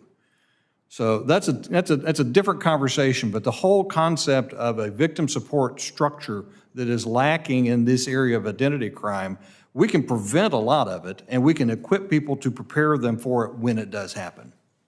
Right. Thank you. Thank you, Madam Chair. So do we have Senator Warnock remotely? Okay. And we still may be waiting for one more senator. I wanted to ask you, Ms. Rich, on your testimony, written testimony, I'm not sure if you mentioned it in your oral testimony, you were talking about common carriers being under the FTC instead of the FCC. Would you elaborate on that? Well, I didn't say instead. I didn't say that. Okay. But I do... On privacy and data. I do believe that it would be important to create a level playing field, both for consumers and for businesses, if you have a data security law. And so for that reason, covering nonprofits and common carriers and allowing the FTC, with the new resources you're giving it, to bring enforcement would be very important. As to the FCC, I don't think they've been in the data security if you were going to switch it over, I'd have to look at a provision and give, see whether it would reduce any protections that exist now. But I don't think this has been an area where the FCC has been active or has particular expertise. I think the FTC could do an amazing job with the resources you're going to give it on data security and the authority you're going to give it on data security. Dr. Belton? I agree. The FCC is good at what they do, but I think having that level playing field and allowing the FTC to not face these sort of artificial boundaries in how it does enforcement would be valuable. Mr. Lee, did you have any comment on this point? I know it might not be your area, but you might have seen cases in here. No, okay. Nope. All right. Thanks for asking, though. Thank you. Well, Could you give me 30 seconds to just address the private right of action Yes, again? Because yes. I think you think I don't care about consumers and their rights. My point was just that if with the proper resources and authority, the FTC and the states could also represent consumers and get money back for them, redress, civil penalties, whatever is appropriate, if the law is strong enough and it gives the remedies. That was my point. so again, not to put words in your mouth, but you're saying, yes, if consumers are harmed, they should be able to get actual damages. The question is, what process should they be able to get actual damages? Yes. And so I think that is going to be a big discussion point among us as well, and so I really appreciate your input on it. Yeah. So I didn't think that you didn't. I just wanted to make clear that this actually is the issue. And when you look at yesterday, in my opinion, you look at how do you create bright lines within big organizations? How do you have out there in the public and within these companies, because you don't have a CFO or CTO or even the general counsel running around every day saying these are the do's and don'ts. But you do if there is a strong law and you know that the company can be held accountable for it. That's the kind of thing we're looking for. And we have to build in, as my colleague Senator Klobuchar was saying, this is like an entire growth area of our economy. And we want it to succeed. I sit here and listen to it. There are a lot of good algorithms, trust me. There are a lot of algorithms that are helping us even today. So yes, now we have a lot of people who are going to understand what algorithms are all about. But the point is, we have to have some bright lines here. And as much as I want a powerful FTC, I think that Europe still fails to get the job done. We kind of know what that looks like. We can see what the European model is accomplishing, and we can see that it has shortcomings. So we know this, that as Mr. Lee was saying, that if you can have these people be accountable to their the damage, the same kind of damage that's being done to consumers, you're going to get a better response in policing them. And the information age is going to continue to change. So this committee has been very prescriptive, I would say, for the amount of time I've been on this committee, very prescriptive. So that's where it's gotten us.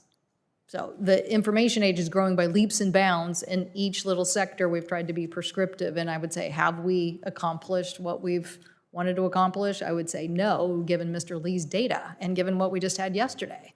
I would say we need something stronger. We need a very bright line on accountability. But anyway, we'll get to this discussion with our colleagues, and hopefully, I think the one thing people who've been watching these hearings will see is that we have a very engaged committee, and it doesn't matter how many cameras are outside that door, okay? Because you had a lot of people here and a lot of people last week asking and knowing this subject area. They are drafting or have drafted legislation in this area. Practically every member of the committee has been on one form or another of these legislation. So I do think the moment is here. And again, just thank you all for your expertise. This is very, very helpful. And I think that hopefully our colleagues will come together at this moment and we'll be able to get some legislation to help bolster and protect consumers. So with that, the hearing record will remain open for 1 week until October 13th, 2021. Any senators who'd like to submit questions for the record should do so by that date. We ask that responses be returned to the committee as quickly as possible, but no later than August 27th, 2021. So with that, the hearing is concluded.